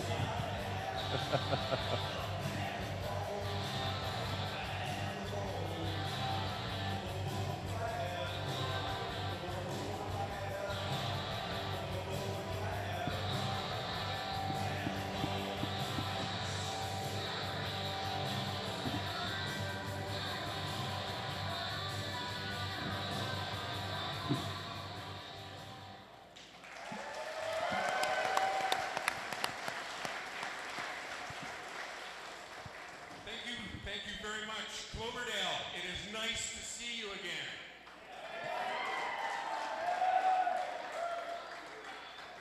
I'll try and keep this short. I could go on and on. First off, I would like to thank Kevin Jeffries, All-Star Wrestling, for bestowing this honor on me. It's humbling, and it's a privilege to be able to accept this. Now, back in the day when I was here, I didn't get too many cheers, so it was nice to hear the clapping from you folks. And, you know, it's hard to get the cheers when you're coming out with the likes of Susie Tanner at the time. And she does. She deserves a big hand because she is one tough lady and a sweetheart. It was always a privilege to wrestle in front of the fans here in Cloverdale. There were always a lot of fun, and always had a lot of energy like you guys do tonight. And it's nice to see the guys here, the new guys, the young guys. Well, Ole Olsen's still giving her. I mean, that guy's remarkable. You guys are the ones that make us, and we appreciate that so much. It's an honor for us to be able to come out here and wrestle in front of all of you, and every one of those guys back there appreciates the pops that they've been getting.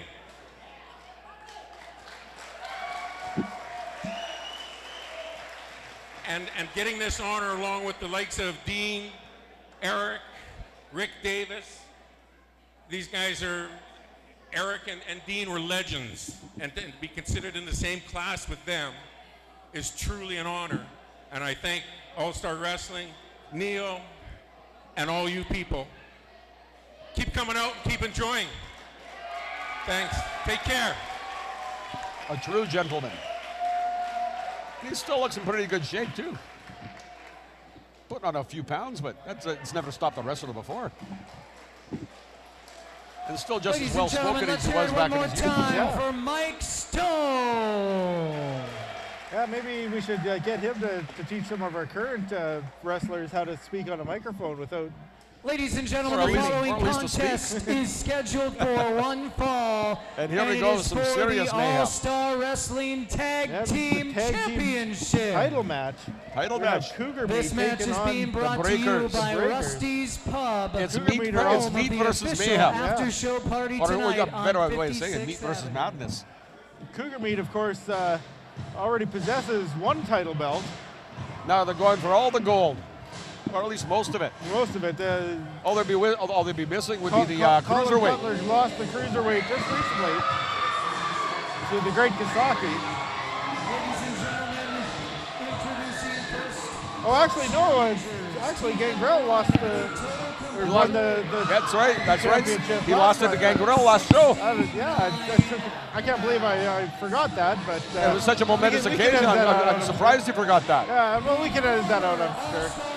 Mind you, that was such a great night. So many things happened. It was hard to keep track of all of it. Exactly. That's exactly what I was. And I think we're having another night like that tonight too.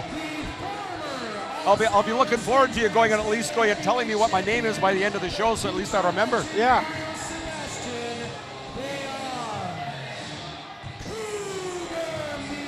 And I know we have Gangrel appearing later on tonight. And I always enjoy watching the Vampire Warrior. Gangrel will, of course, be wrestling another veteran of the ring of All-Star Wrestling. Oh, man. Rocket Randy Tyler. Rocket Randy Tyler. Yeah, and special guest referee, another legend, Rocky De La Sera. I know. We got legends coming out of the woodwork here tonight. Yeah. Of course, official Bob Brown Jr. once again. Aye. He's been taking care of most of these matches this evening. Well, it's nice to see him out there getting a wee bit of exercise. But I don't know if you noticed, but Kyle went and did a serious injustice to one of the fans' signs. Yeah, that's, But then again, that's Kyle's attitude of late. Fans spend a lot of work putting those signs together. They go out, they buy the paper, they get a marker, they learn to spell at least 3 or 4 words. Well, there's another sign. It says, Breakers rule, Cougar meet. And speaking of the Breakers, here they come, the tag team champions. Once again, those used to be your belts. Those used to be my belts. Me and Kasaki, the Team Japanada, were the first ever All-Star Wrestling tag titles for 1997 onwards. Aye. For the new era of All-Star Wrestling, I guess I should say. The next wave would be another good way of putting it. Exactly.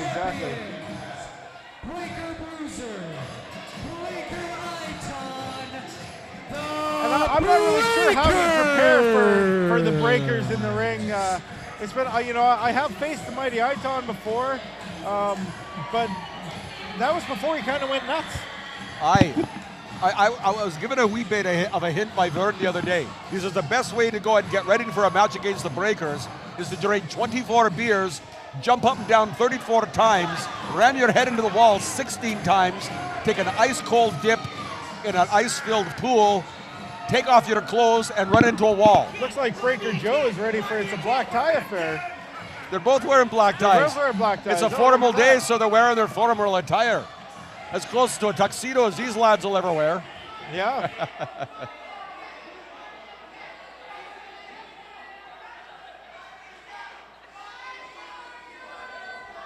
So what do you think? Who do you think is going to have the advantage here tonight for the Breakers or the champions have the advantage because they don't have to go. They don't even have to hold on the wins. They just go and get themselves disqualified. They hang on to the belts. That's true. They can leave the ring, get counted out. It's all up to Cougar Meat. They have everything to gain and everything to lose. The Breakers, they don't have to do a thing, and they're very good at not doing a thing. They can run around and be madmen for 15 minutes and still walk away with the belts and not having done a single move in the ring. Yeah, that's true. That's very true. But I've been noticing they've been doing a lot more chain wrestling between the two of them. Their synchronicity is moving a lot better these days than it has in the past. It seems the troubles they were having a few months back seems to be a bit solved.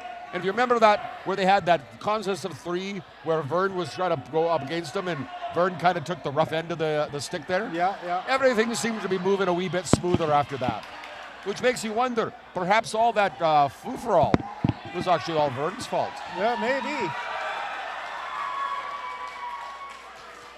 But you know, Vern, he's been around a long time, and he's managed myself. He was the manager of Team Japanada when we were the champions. He's a manager. He's like the tag team manager in All-Star Wrestling right now. That's right. I remember him back when it was his refereeing days. I remember him back in his wrestling days as well. Yeah, he's a fine wrestler in his own right. I think if Cougar Meat managed to take the titles from the Breakers, Vern's going to jump ship, and he's going to be the manager of the... Well, I'll give you a wee bit of a hint. I was talking to Gary the King Allen, and he seriously wants to poach Cougar Meat. Oh, yeah. I just realized exactly how that sounded. Yeah, but I was you know what I mean. I was trying to sort of let that go by the wayside.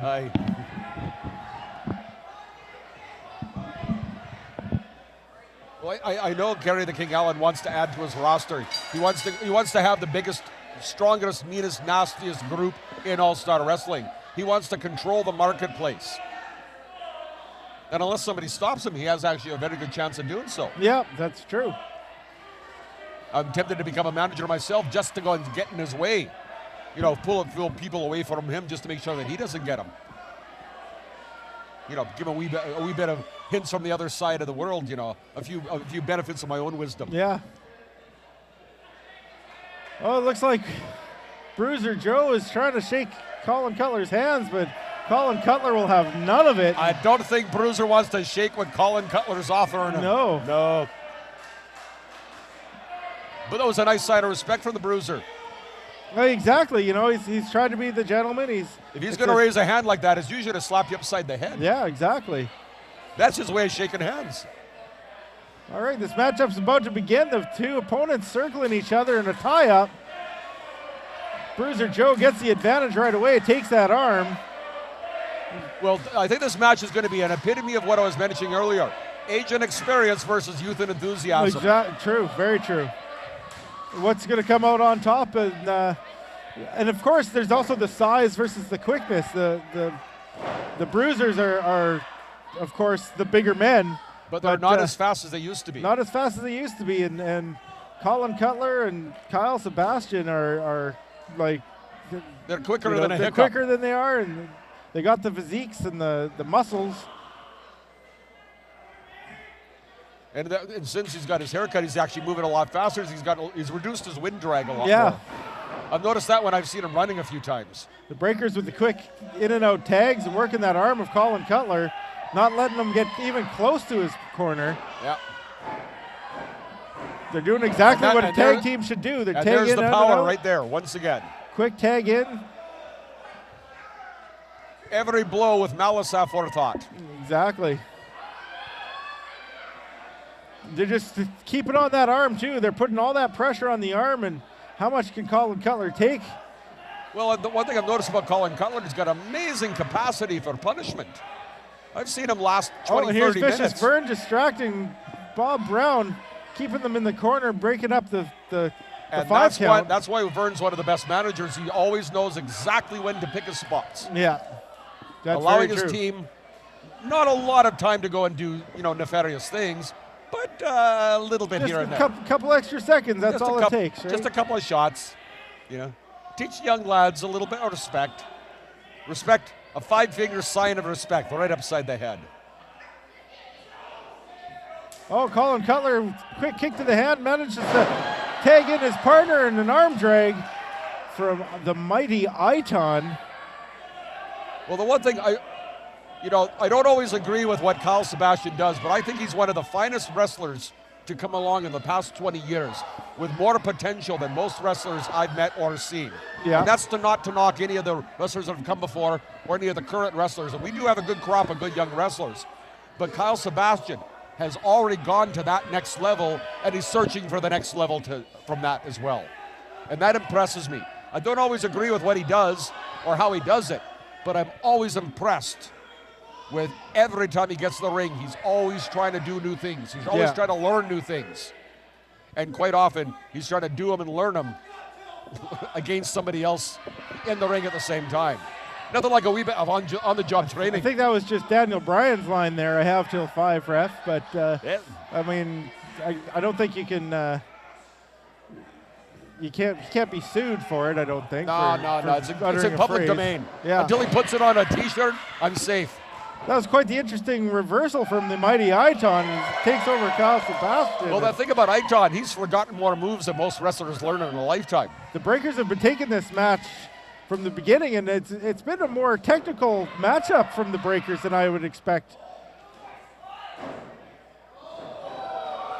And there's a wee bit of a matrix nip-up. 5 minutes gone by. Oh, and a solid slam right in the middle of the ring. You can feel the vibrations all the way out here. Yeah, the Breakers are showing why they're the tag team champions. There's a wee kidney shot, and there's a wee shot right upside the head. But unfortunately, it caused a distraction for a drop kick. Puts him right down in the middle of the ring. That was right to the jaw. Is he going for a pin? No, he tags in his partner. He's taking him up. They're trying to going for the arm, and boom, 2 legs right to the arm. He's lucky he didn't break that arm right there. Well, dislocate it right from the shoulder. That could just separate the tendons right there. Quick 2 count and a kick out. But the one thing about hitting Aiton and Bruiser in the head, it's not going to do him any damage. Yeah. First, they have to have brains. Yeah, that's true. And they've lost theirs years ago. Too many headshots. You know, there's only so many hundreds of chair shots. Colin Cutler's just keeping the working the arm. He's got all the fingers in the hand. And I don't know if you've ever had that done to your hand, but that sends agonizing pain right down your spine. Exactly. You know, like every nerve is connected to other parts of your body and whatnot. So it's not just the spot that he's working on. It affects other parts of your body at the same time. Colin Cutler tags in Kyle Sebastian, then goes and gives Bruiser Joe a couple of shots. Yeah, just to keep Bruiser into the game. Oh, Bruiser Joe's coming in and gives Colin Cutler time to use the ropes to his advantage. And turnabout's fair play. I've seen the Breakers do the exact same thing, so it's right out of their playbook. In fact, I actually find it rather refreshing to see another wrestling tag team use a lot of their Breakers techniques against them.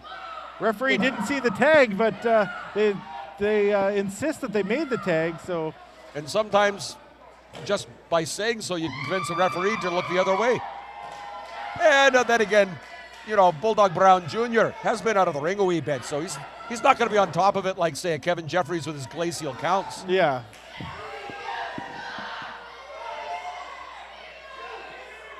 That's an interesting move. Senton bomb. Very interesting, showing great balance by Kyle. This is what I'm saying about Kyle Sebastian. Every time I see him, he's trying new things. That's true. He's always learning.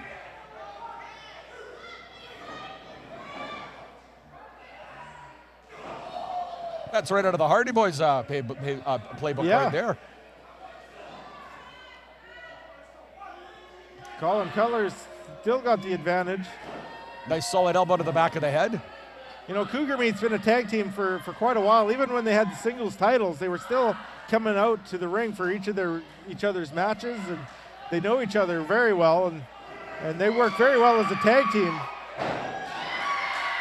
There's Aiton with a takedown, but only a 2 count. But Aiton, he's a wee bit winded. And a solid clothesline. A carry-through clothesline takes it right down to the mat. That applies some seriously good impact.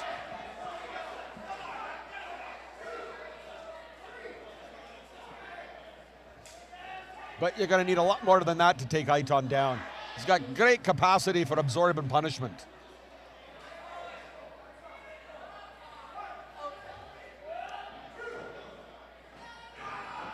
And he breaks that move. That's a little bit interesting. Cougar Meat end up kissing each other. And they held that for quite a while there. I think they're in shock with each other. The fans certainly like it, especially the ladies. Yeah.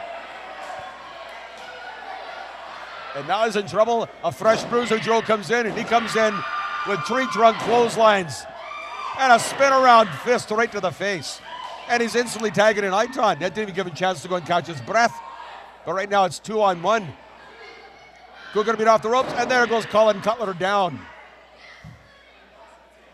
Are we going to go make a wish?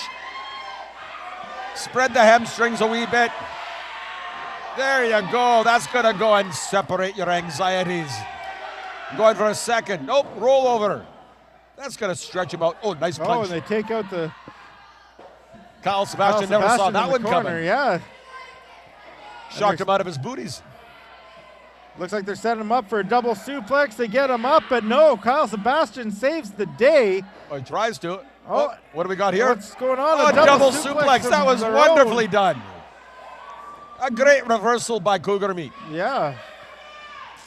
Oh, and a double kick right to the face. Face of both sides of the jaw. Oh, a double 619. Looks like the toe caught him right in the mouth. That's going to probably leave a mark. Perhaps he didn't draw a little bit of blood. Oh, and another one to Mighty Iton. They're really stepping it up. I think the Breakers are in serious danger of actually losing the belts here. Yeah. And there we go. Oh my God. What a great combination. 2, and there it is. We have new tag team champions. There Kyle it is. Sebastian and Colin Cutler. They stepped up to the plate. They get a swung at the bat, and they knocked it out of the ballpark. This has got to be an upset. It's definitely. Well, you know, I mean, this match really could have gone either way. They're both teams really worked well together. But there's just a wee bit more chemistry on the young lads' part. They were on the same page. Exactly. They were almost reading each other's minds as to what they wanted to go and do. Like I say, even before they were working in the tag team division, they were singles champions. And they were still working as a tag team. They would go out and they'd be at ringside for each other. They would support each other in everything that they did. They'd take the ladies home to the same hotel room. You know, everything was... Remember, PG show. Oh, yeah. We'll leave it at that. Well, to eat popcorn and watch movies. There you go. Watch wrestling tapes. Exactly. But I don't know about you, but the thing about Kyle Sebastian, he looks positively undressed without a belt around his waist or over his shoulders. It suits him more than any other wrestler I've seen. He looks so natural with a championship belt. Other wrestlers win the belt, wear it, and look great. He looks like he should have it around his waist at all times. Yeah. And most of the times he deserves it. And look what we got here. We got a wee visit from DJ Silverspoon. Yeah, it looks like it, but just in time for intermission. Hi, your timing's impeccable, laddie. You step in, say hi, and we go to commercial. All right, welcome, Mr. Terry Joe Silverspoon. You came just in time for intermission. Did so. Well, it's better late than never. Well, that's what she told me. It looks like it's just going to be a quick intermission, but we'll see you folks in a little bit. Aye, and we'll invite TJ Silverspoon back with us, and we'll start the next half with a few comments from the old master himself. Folks, we'll be back in just a few.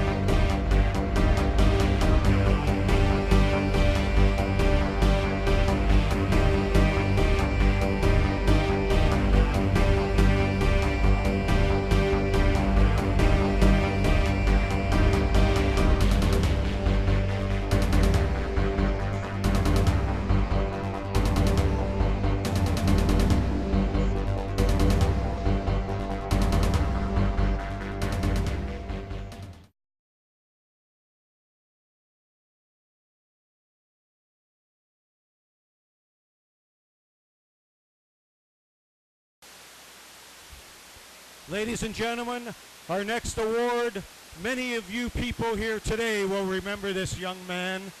Goes by the name of Rick Davis. We'll watch the vignette on him.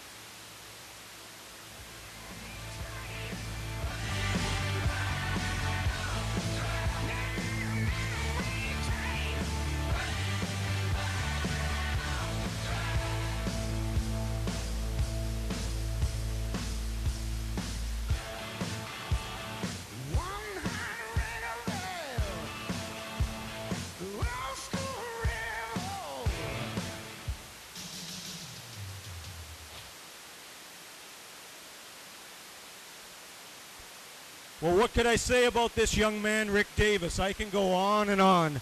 I had the privilege, once again, to travel up and down the highways with Rick.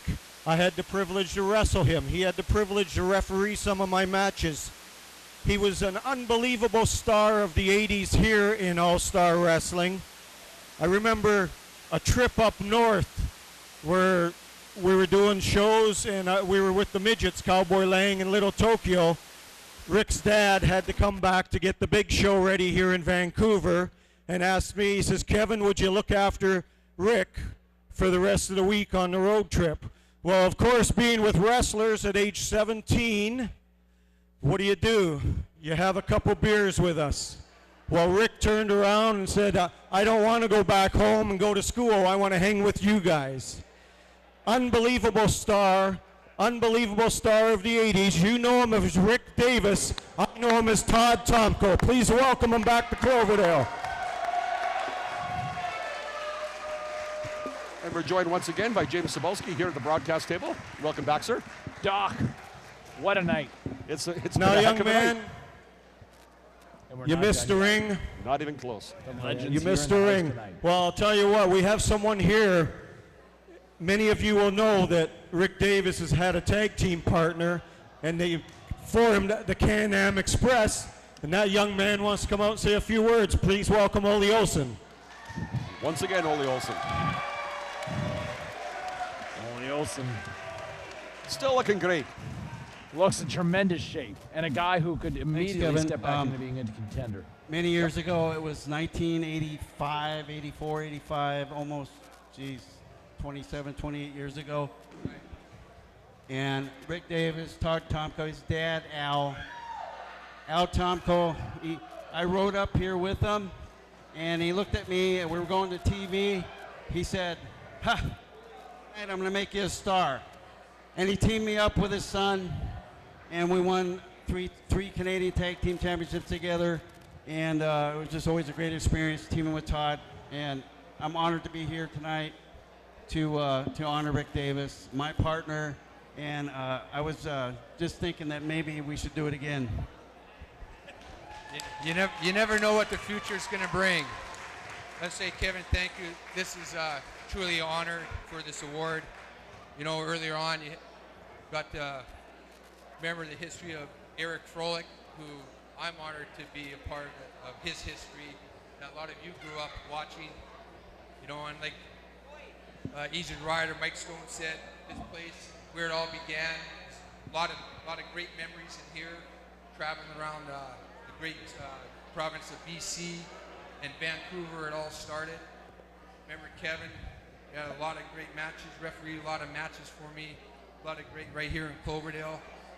And like Goalie said, you know, back in 20-something years ago, we used to be the champions back then and had some great matches together. And there's, you know, a lot of history together between us. You know, like I said, it is a great honor, and I thank you all, especially the fans. You know, for for you fans, you know, wrestling wouldn't be where it is without you fans. You know, that's what it's all about, is having you fans behind us. So I'd say thank you very much for this honor. Thank you, Rick. Thank you for entertaining the fans of British Columbia and all around the world. Rick Davis, on behalf of All Star Wrestling, all the wrestlers, all the fans, we present you with recognition of all the years you've entertained the fans here in BC. And there he is. I wonder what it would take to go and get one of those for us broadcasters. I'd love one of those plaques for myself. I think we need to probably call about 2,000 more matches. I'm working on it. I'll tell you what, Let's hear it for Rick Davis. Both these individuals looking great shape and look like they could immediately step back inside the squared circle today. Aye. And I'll tell you what, I think that shirt was probably the same one that he used to make his way down to the ring. Ladies and gentlemen, All Star Wrestling is back in action right here, September 26th. Well, that was one before the intermission. We had one incredible tag team match. The first title match changed hands, and right now for the second half, we've got 2 more title matches. 2 more title matches, and you know what? This is where look, it has been an emotional night. Yep. It has been a night to be reflective, to appreciate everything that's gone down in this business here in All-Star Wrestling over the last quarter century, over the last 50 years for that matter. Aye. But you know what? Now is what separates the men from the boys. 2 huge matches setting the table. Legends, respect, dignity, class, and titles all on the line here, Doc. And speaking of legends, that's the next title, and led by Gary the King Allen and Vixen, along with Flex. Here we go. Jason Cage. This guy, he's an amazing wrestler, but he's just a wee bit full of himself. He doesn't need the entourage that he has. She looks as spectacular as Jason Cage. And there's Flex, the Vin Diesel lookalike of All-Star Wrestling. And you know what? A guy who, hey, look, money talks. Aye. And Cage has certainly done a wonderful job of hiring the best backup around. Aye. When you carry the gold, and Seth, as you said back here with us. And welcome back, Seth. The black shirt against the black background, he just kind of fades right out. When you hold the gold and you talk about the benefits of being the man, the pretty ladies, the muscle, you have it all. That's true. That's very, very, very true. You know, I mean, the best I could ever do was having Vicious Vern Siebert in my corner. But I'd say it's an upgrade here. That's a sloppy second. Yeah, exactly. And frankly, I don't think Vicious Vern could wear that outfit. I should hope Vicious Vern can't wear that I outfit. hope to God. Never to see anything like that. Vicious Vern doesn't wear that outfit. Or those boots for that matter. But this is not the important thing. The important thing is the return out of retirement of gorgeous Michelle Starr. Again. Gorgeous Michelle Starr, who a year ago retired. One of the all-time greats. Yep. Iron Mike Roselli. And a lot of emotions tonight. Wrestling for his former tag team partner. Yep. Boy Johnny Canuck. Yeah, exactly. And you know, I'm pretty sure Michelle Starr is going to make this match a tribute to Johnny. Aye. And maybe even do some of those moves that. I know. I'd love to see it. I'd love to see it just to take me back. Yeah. Can he still do it, Seth? Can he still do it? I think he can. I think he can. He proved last week with Travis Theonis that he could compete on the level. Well, one just thing like about he it, did in the 20 years ago. One thing about it, he's well rested. You got to give him that.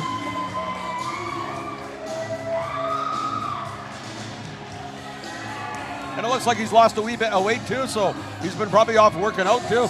Looks in tremendous shape, to be quite honest with you, Doc. And you know what? An emotional night for him, a special night for him. And I'll tell you what, I know he's been training to get back in for the reunion show, but in the same breath, he's got the extra motivation tonight. I'll tell you what, if there was a night to recapture lightning in a bottle, tonight would be the night. This is the night where every wrestling fan here in the building tonight would love to see gorgeous Michelle Starr. The roof would come off the Alice McKay building. The doors would blow open, graves would open, the rapture would be upon us. Oh, he's right up in the crowd giving a wee bit of a dance. Hey, listen, Doc, honestly, slow down on the rapture talk. I know Seth is a big Blondie fan. And we do know that Michelle Starr was a one-time blonde, so. Yeah. And I actually missed those days with him and Johnny Canuck. They were the platinum blondes of Canada. That's true. Well, here, as Starr makes his way inside the squared circle, share with me a moment that stands out with Johnny Canuck and Michelle Starr for both of you guys. And obviously being here in All-Star Wrestling. Well, you know, it's hard to put just one, but I know many years ago I was at a tag team with the American Wet Dream Skag Rollins, and we were Club International, and we faced. It was our first year in wrestling, or our second year in wrestling, and we faced the Glamour Order of Discipline right there in the ring, and it was a big chance for us, and we went on from there to become the tag team champions. This is one half of our double main event of Wrestle Reunion 4. Well, I'll never forget one time at the Eagle Hall down in Westminster. For the All-Star Wrestling Legends Championship. I was sitting ringside, having a chat This with my match being friends, not brought really to paying you by attention, the looked home up of the just to official get Johnny after-show Canuck's sweaty party, t-shirt right in the Rusty's bush. That's the memory that will never go away. Accompanied to the ring by his manager, King, his bodyguard, Flex, and his valet, Vixen, Bad Boy Incorporated. He weighs in tonight at 216 pounds. He's had From worse. Daytona Beach, Florida, he is the reigning and defending All-Star Wrestling Legends Champion, the Bad Boy, Jason Kane. I'm suspecting a wee bit of skullduggery here. There it is. I just saw that coming. Speaking of a moment. And his opponent, I ladies don't think and Jason gentlemen, liked that too much. coming to us from Davie Street, weighing in tonight at 261 pounds. No, here we go again. Alongside his tag team partner, Loverboy Johnny Canuck. It's all up the gorgeous the one. Glamour Order of Discipline, the challenger, gorgeous Michelle Starr. See, personally, I'd like to see this in a no disqualification match, just to prevent Jason Cage from running around back or trying to get himself purposely disqualified to go and hold on to the belt. He has been known to do that. That said, Doc, Flex ringside, a guy who gives a tremendous advantage. But gorgeous Michelle Starr has got a few tricks down his tights for people like that outside the ring, and I've seen him pull a few of those. That's not the only thing he's got. Normally, Vixen can be a big distraction, but I don't think she's really going to affect Michelle Starr. No, she might affect the broadcast table, though. It already is. I can't get my eyes off the boots. Well, it looks like there might be some new ink on Vixen here. Yeah. And she makes her way back inside and Flex. I'll tell you what, Michelle Starr looking, looks like he's probably dropped about 10 pounds for this match, but Flex looks like he probably gobbled up those 10 pounds. He is in tremendous shape as this match is set to get underway. A tremendous emotional stake here. Raven Lake. Souvenir for Raven. The official. She's turning about as pink as a scarf. That's a great way to start the match. That's not going to work there, Jason. Now, Jason is giving up a wee bit of size and more than a wee bit of weight, too. That could work against him. Whoa! And a big backdrop. Did you see the height on that? He must have got 10 feet in the air. And the champion wants to take a timeout just moments inside this match, and Michelle Starr distracted. That kind of backfired. And wait a second. It really backfired. And that was right in front of the referee. Speaking of the homage to Johnny Canuck, there you go right there. Yeah. It didn't take long for the old school to go and assert itself. It asserted itself nicely. Well, that was lucky on Jason Cage's part. He could have been just, he could have actually been disqualified. I'm sorry, my brain is. I know. I'm watching Vixen. It's hard to stay focused with what we have to see. It's a cornucopia of carnage. But he could have been disqualified right there if Michelle Starr didn't catch it. So Jason Cage is actually a little bit lucky. Yeah. And but the thing about Raven is sometimes she lets a wee bit of it go because she wants to go and see a good match. Well, she's certainly, you know what? I think when you have an official that has the experience of having stepped inside the squared circle and worked as a wrestler, I think that brings a different element to it. You want to see your opponents to be able to have that opportunity and have that leeway, Seth. Exactly. Now she takes care of business in the ring, much like Kevin Jeffries, and I'll never knock him for that. But you got to admit the count's a lot faster. I think you got to ease up on these Kevin Jeffrey being a slow count. I've had a chat with him. I told him I'd let up with him when he actually got into the 20th century. Michelle Starr with some brutal chops to Jason Cage. Oh, there we go. A nice smack on the lips. There's a little bit of psychological warfare for you. Yeah. Seth, talk to me about, to Doc's point, talk to me about what it does from a wrestling standpoint when you have an official that's got a quick count comparatively to an official with a slow count. I mean, an official with a slow count obviously gives you more time to kick out, so you can lay there and kind of relax for a little bit. As well as it's not as fair as, and Michelle Starr's got quite the pinning maneuver on Jason Cage. I think I saw way too much. He's pulling out all the stops, even pardon the pun. He's from Davie Street, and he's clearly learned a couple of new moves. Excuse me for a second, gentlemen. I got a wee bit of a technical difficulty. Technical difficulties. Well, Seth, I think you planned that one. I wish I was that smart, but thank God he's gone, though. That's all I could say. Let's talk about this matchup. A couple more brutal chops, and followed by a couple of rights and lefts from Michelle Starr in the corner. Of course, he's got that 5 count, and he's going to use it. Oh, that's a testicular claw. Again, the official allowing it to go here. Well, he's got a count to 5, right? So, I mean, it's not cheating until you get past 5. Another whip into the buckle, back and forth. The crowd is behind Michelle Starr. Took too long. He was too worried about the crowd, and Jason Cage able to get that boot up twice now. Irish whip to the corner. Send Michelle Starr hard into that corner. Oh, it looks like Flex managed to keep him there as well. And there is the decided advantage. Jason Cage throws Michelle Starr to the outside and then distracts Raven Lake as the lovely Vixen and Flex Payne managed to... What is Gary the King Allen doing with that cane? It's a little bit low. He's doing indignities to Michelle Starr with that cane. Wait a second. Michelle Starr with a shot to slow down Flex. And wait a minute. Gone by 5 minutes. Caught from behind. You got to admit that Vixen's a fearless lassie. She didn't even back off. No. Michelle Starr thought about it, turned the other cheek, and paid the Michelle price. Starr spits right in the face of Vixen. Which doesn't surprise me. She might want to get tested now. I don't know. You never know where Michelle Starr might have been. You read my mind. Well, perhaps those mangy coal ports or those delta ports. Lots of stuff coming in and out. Yeah. Big axe handle drop. Shades of Randy Savage. And this might be it right here, Seth. No, it's a little bit of a weak pin there, and he only gets a 1 count. And I'm surprised he got even a 1 count. That was just far too arrogant for my taste. You need to go and put gorgeous Michelle Starr down, lock him up, give him no opportunity to go and kick out. Starr in a World of Hurt, the legends. And what's he planning here? This is a rather interesting technique. Stretching the back, seriously.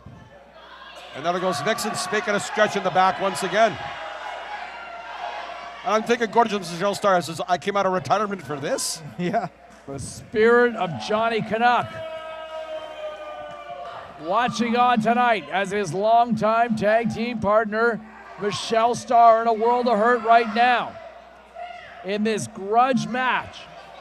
And Flex, look out! Yeah. Right inside the lower back. With the cane. And that's the thing, when you've got all these people at ringside, Jason Cage has helping him out. I mean, Michelle Starr doesn't only have one opponent. He has 4 opponents here tonight. It's a handicap match. His only opportunity to go and get anything done is to stay in the middle of the ring. That eliminates the outside of the ring interference. They cannot reach you if you stay in the center of the ring. And right now with that one, Jason Cage showing his disrespect for Michelle Starr, stepping on his back. Doesn't really do a lot, but that's gonna backfire. It really just humiliates the man. Oh, there's a good shot. As I said, this is the kind of thing that can go and backfire. Think about gorgeous Michelle Starr. He's built to take punishment. He's spent decades taking punishment. I don't know. I cannot say the same thing for Jason Cage. He doesn't have the wealth of experience in pain absorption that gorgeous Michelle Starr has trained his body into. But Jason Cage is he's staying on top of Michelle Starr, even with showing his arrogance. He doesn't let up. Michelle Starr may have smacked him in the face, but Jason Cage just stays right on him. But he is making a mistake. He's allowing gorgeous Michelle Starr to go and catch his breath. That's right. And that could always work against you. If you want to win a match, you got to stay on your opponent, not give him a single half second to catch his breath. Nevertheless, multiple headshots have slowed gorgeous Michelle Starr. And that's going to stretch your back right out. And a modified camel clutch. Michelle the Starr. accolade now used by Alexander Rusev, who is making a big name for himself in this business. And wait a second, Michelle Starr up to his knees. Slowed down. Looked like there was a little bit of a drunken bronco there going on there. And usually it's the other way around. Jason Cage manages to pull out the victory, or not the victory, but pull it out. Oh, another as well. shot to the face. Shot to the belly. Michelle Starr, he's been around a long time. He knows he's just got to keep fighting and fighting. And Michelle Starr to his knees. He knocks him down. An opportunity. But he's in far too much pain. His back is killing him. He cannot get up. Can the All-Star Wrestling legend get to his feet? But he has by himself a wee bit more time to go and catch his breath. I have a hunch I know what's going to happen here. Champion with another stomp. He's going for it again. He's going to put pressure on that back. And it's known that gorgeous Michelle Starr has a bad back. That's one of the main reasons why he retired, because of he's had back problems. That's true. From carrying the likes of the entire company for so many years, Seth. Yeah.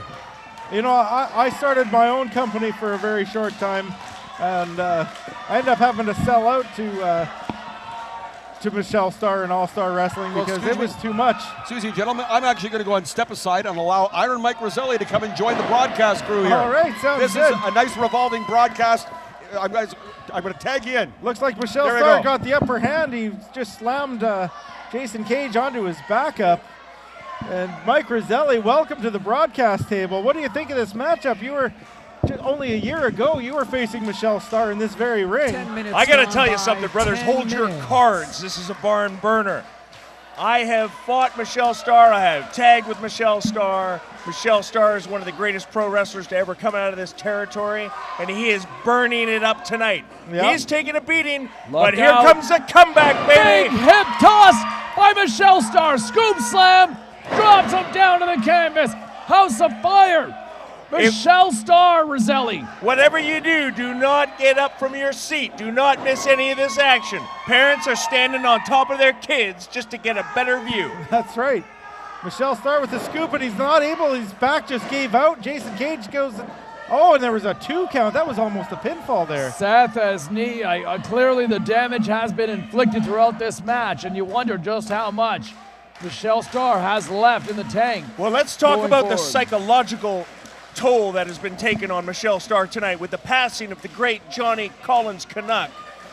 the psychological toll and the wear on Michelle Starr right now, losing his best friend and tag team partner. I know he's going to dig deep. He's going to reach down and he's going to fight with everything he has to be victorious in his friend's memory. To both of you guys here. Oh, there it is! Look at this! A window of opportunity! It's happening! Michelle Starr!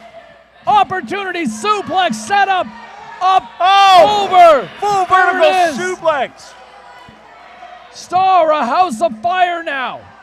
Vixen trying to figure out what the next plot is. No, his back Can't still. get him up. Oh, the king! The king on the outside managed to distract Michelle Starr.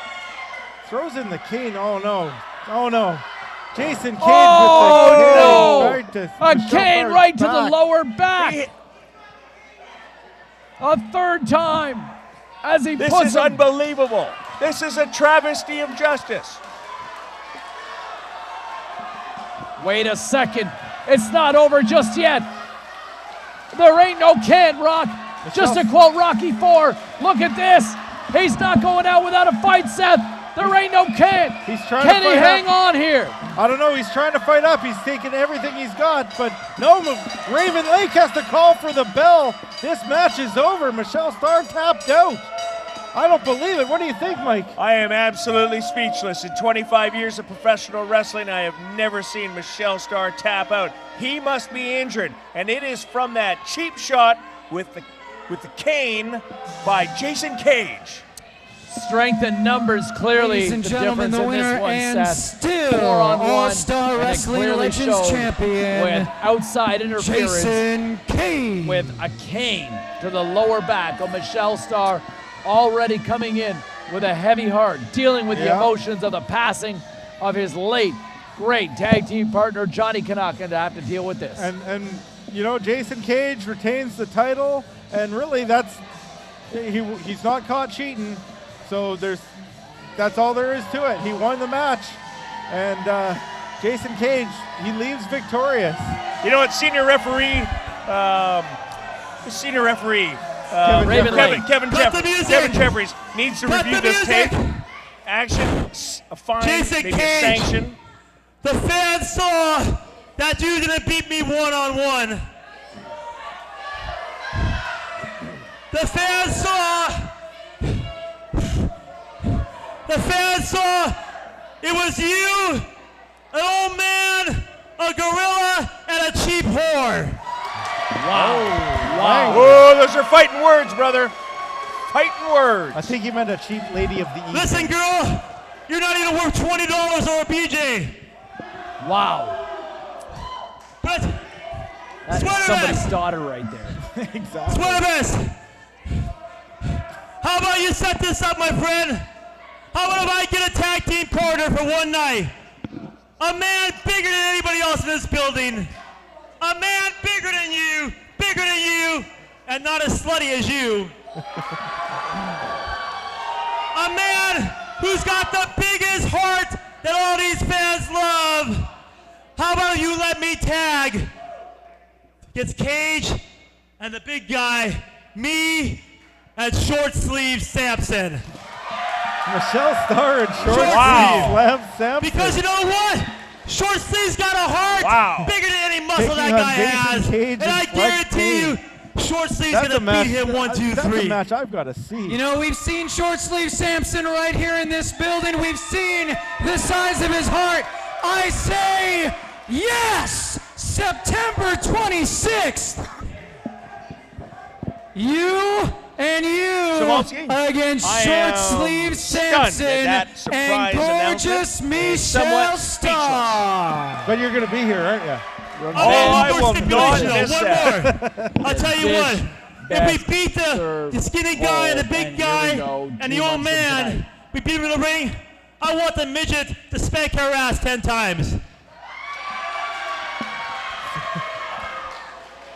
So if Michelle Starr and Short Sleeve Samson win, Short Sleeve Samson gets to spank Vixen. I think that's a... Well, we know who we're cheering Let's hear for. it one more time, ladies and gentlemen. He may not be the Legends champion tonight, but he'll get a little bit of revenge September 26th gorgeous Michelle Starr. That was quite a matchup, and it's going to be quite a return match in a few short months.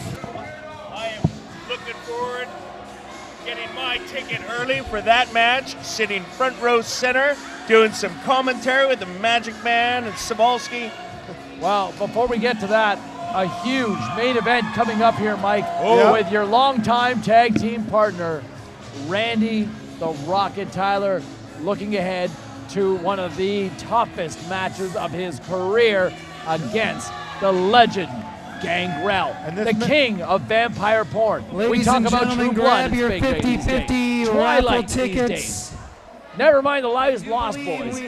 Gangrel is the vampire king of professional wrestling going up against your former tag team partner.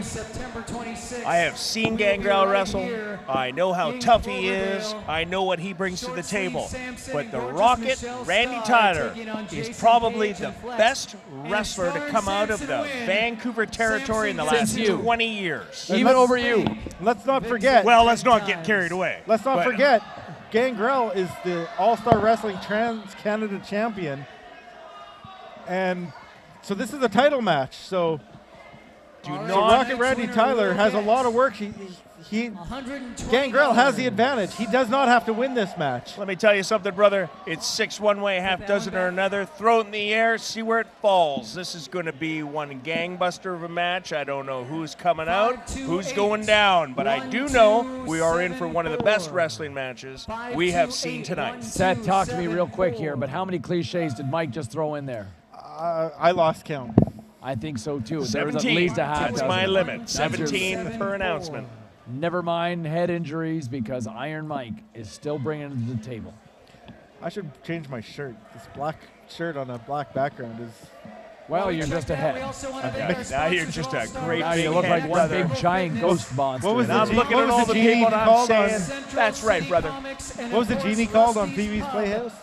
Make it like a high, make a hiney home? Yes. Pee-wee's Playhouse. Absolutely. That's unbelievable. Don't forget, Larry Fishburne got his start. Main event coming up.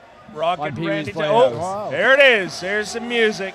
There is the music. And look at this, one of the all-time greats of All-Star Wrestling, and Mike, a guy that you are certainly tired of seeing after all these years. Broke into the professional wrestling business with the Rocket Randy Tyler in 1988. Followed there closely by the Ladies' Choice, Travis Waters, and Champagne, Roger Ferrari. And a special guest associate at ringside for Randy Tyler, for the Rocket. Somebody almost as flamboyant as he is tonight, Iron Mike. Now let me ask you, Mike. We just saw in the previous match that Jason Cage had all his helpers. Is that going to be the same in this match? Is Rocket Randy Tyler going to have the advantage having the Ladies' Choice and Champagne Raj here at ringside? Well, I got to tell you one thing, Champagne Raj. Get him out of here. Yeah, enough is enough. They are friends of mine, but they will cheat, lie, and steal just to win. Boys, I am signing off because I got to get front row to watch this one. Where are you going? Front row, baby. Well, wait a minute. We got one more question for you, Mike. What do you got, brother? And talk to me about how your relationship with Randy the Rocket Tyler started. We went to the All-Star Ladies Wrestling and School in gentlemen, please 1988 welcome the together. special referee. First day there was 17 people. The second day there was 3 of us left standing. The third day there was 2 of us left standing. Since 1988, him and I have been friends. And how did you guys work together in your early stages? Well, we wrestled each other a few times as young wrestlers, but we tag teamed for about 10 years as the BBC, the Brains, Bronze, and Class in Canada, and as Justice Incorporated in Portland. And he is a great, great wrestler.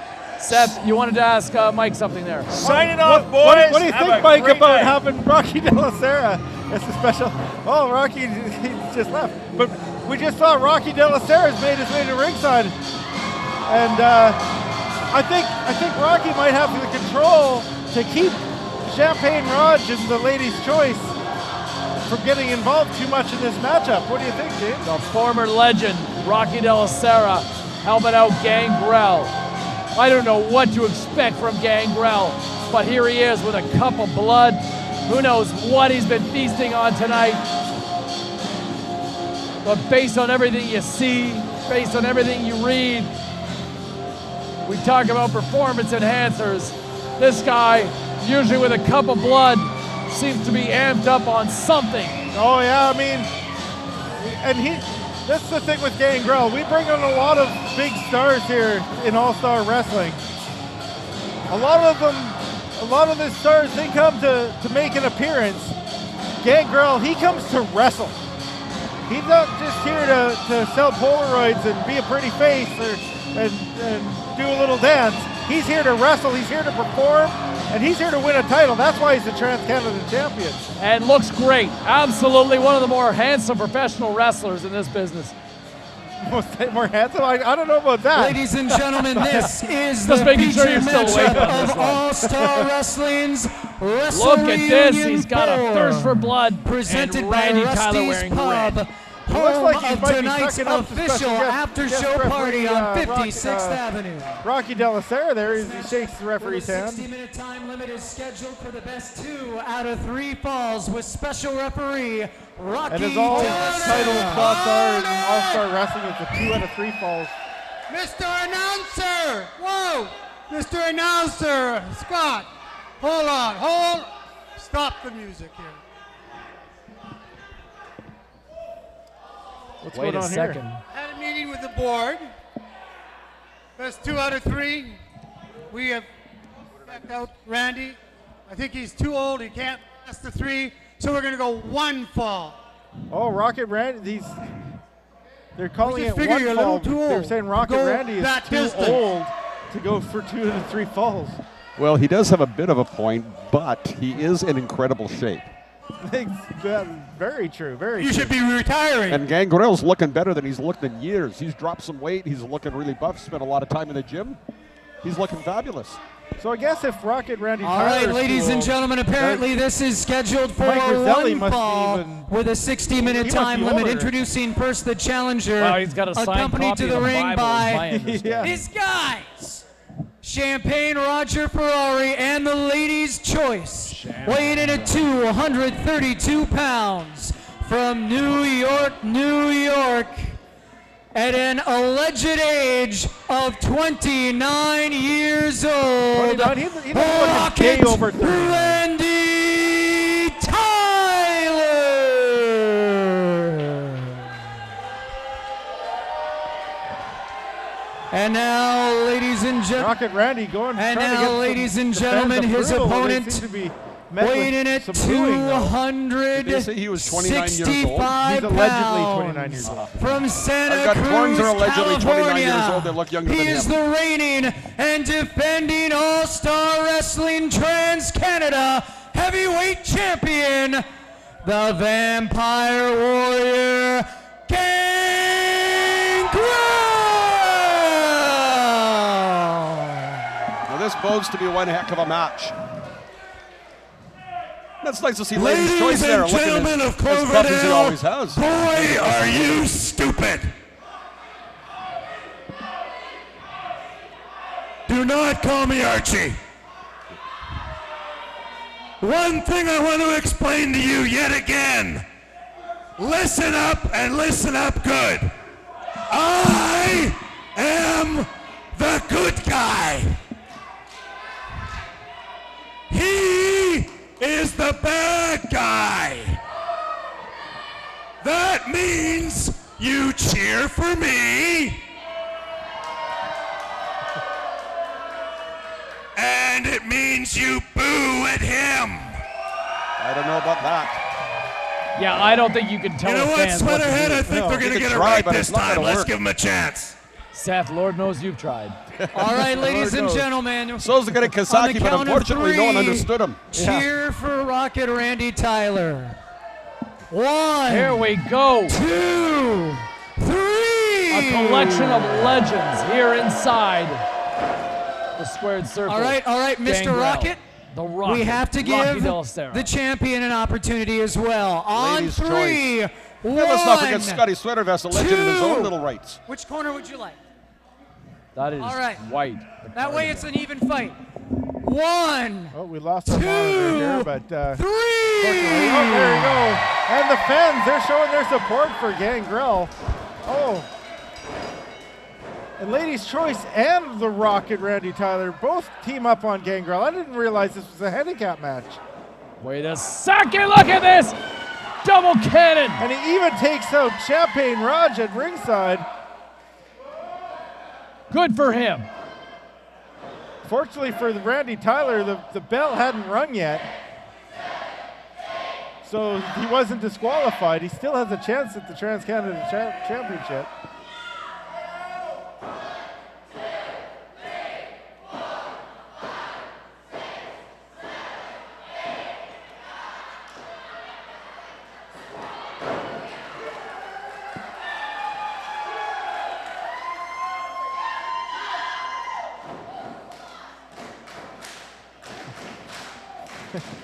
It looks like Gangrel has taken a page from Rocky De La Sera here, and he's stomping the "We Will Rock You."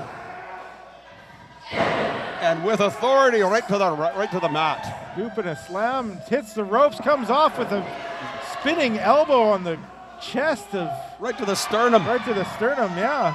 You think of the impact that this individual's had right here, Gangrel. Champagne Raj at ringside grabs Gangrel's ankle, and Gangrel comes to the outside. A former mentor of one of the all-time greats inside the squared circle, Edge. Yeah. Christian, couple of world champions. The Brood. Who can forget the Bro? Caught Randy with a Tyler. short arm clothesline that slows down the legend Gangrel. And that wasn't in the ring where there's a little bit of padding. I mean, they got some padding on the outside, but there's just solid concrete under there. Concrete has there's no give at all. None.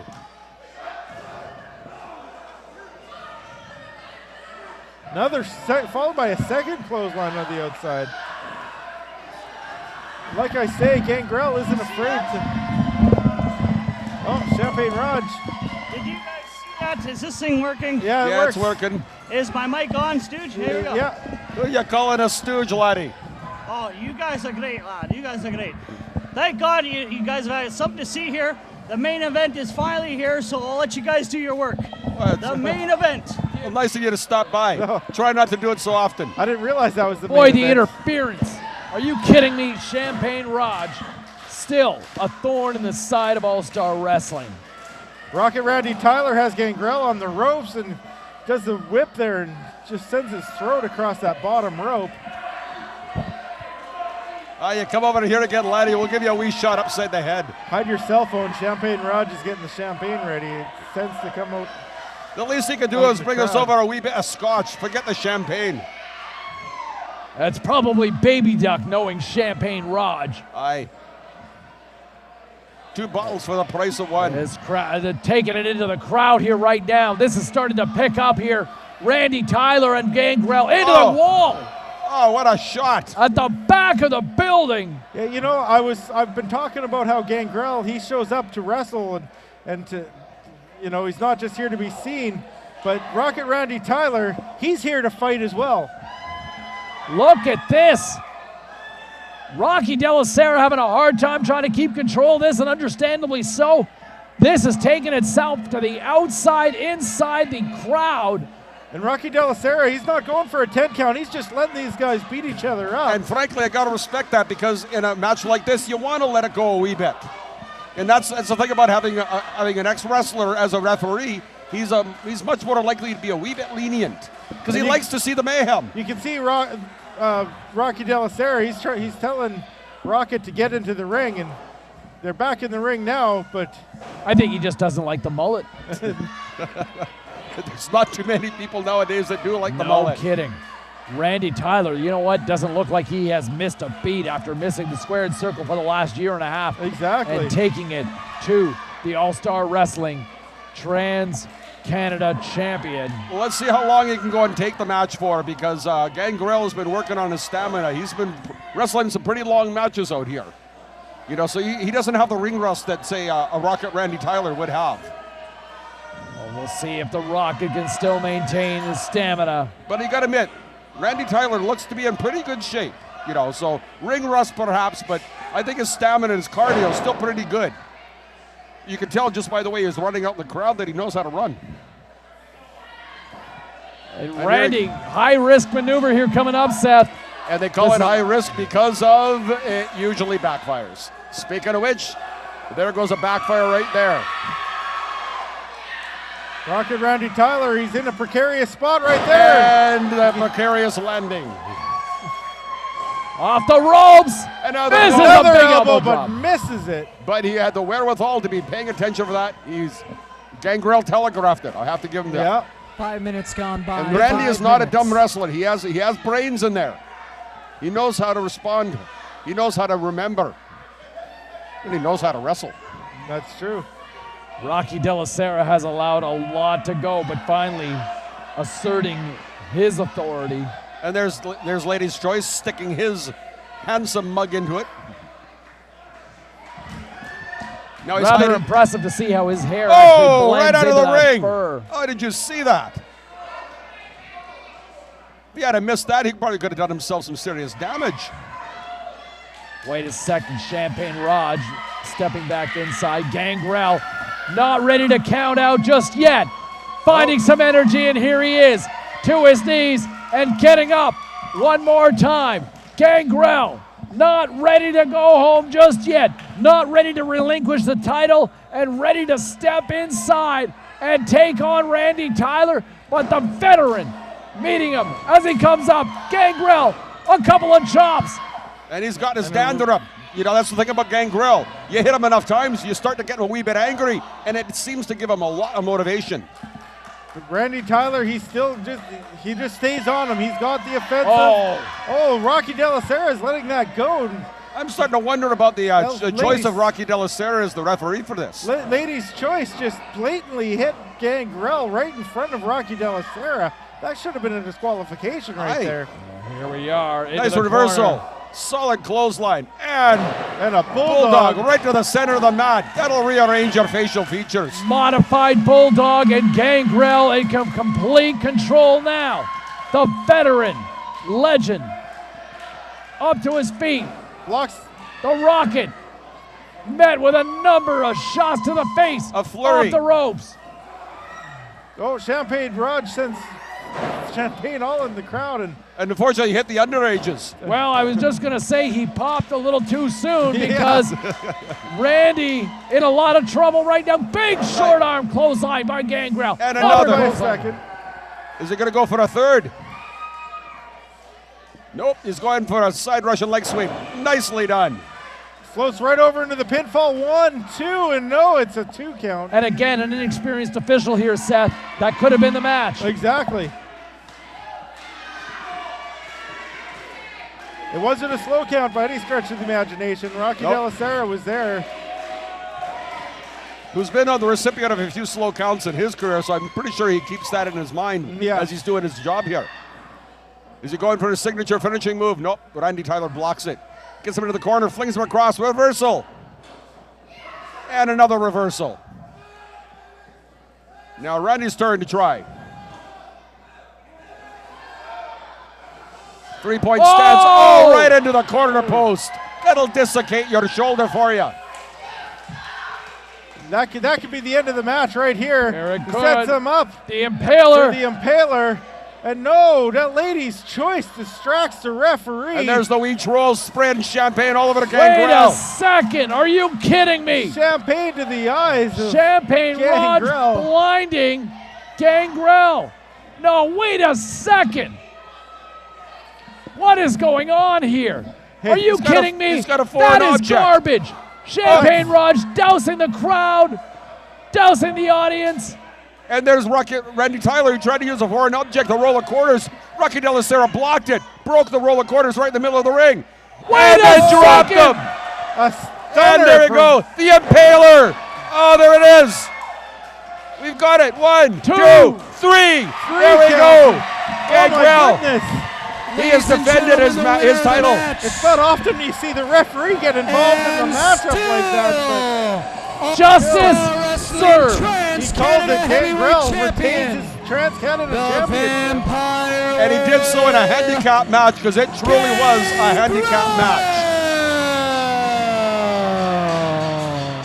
And there it is, folks.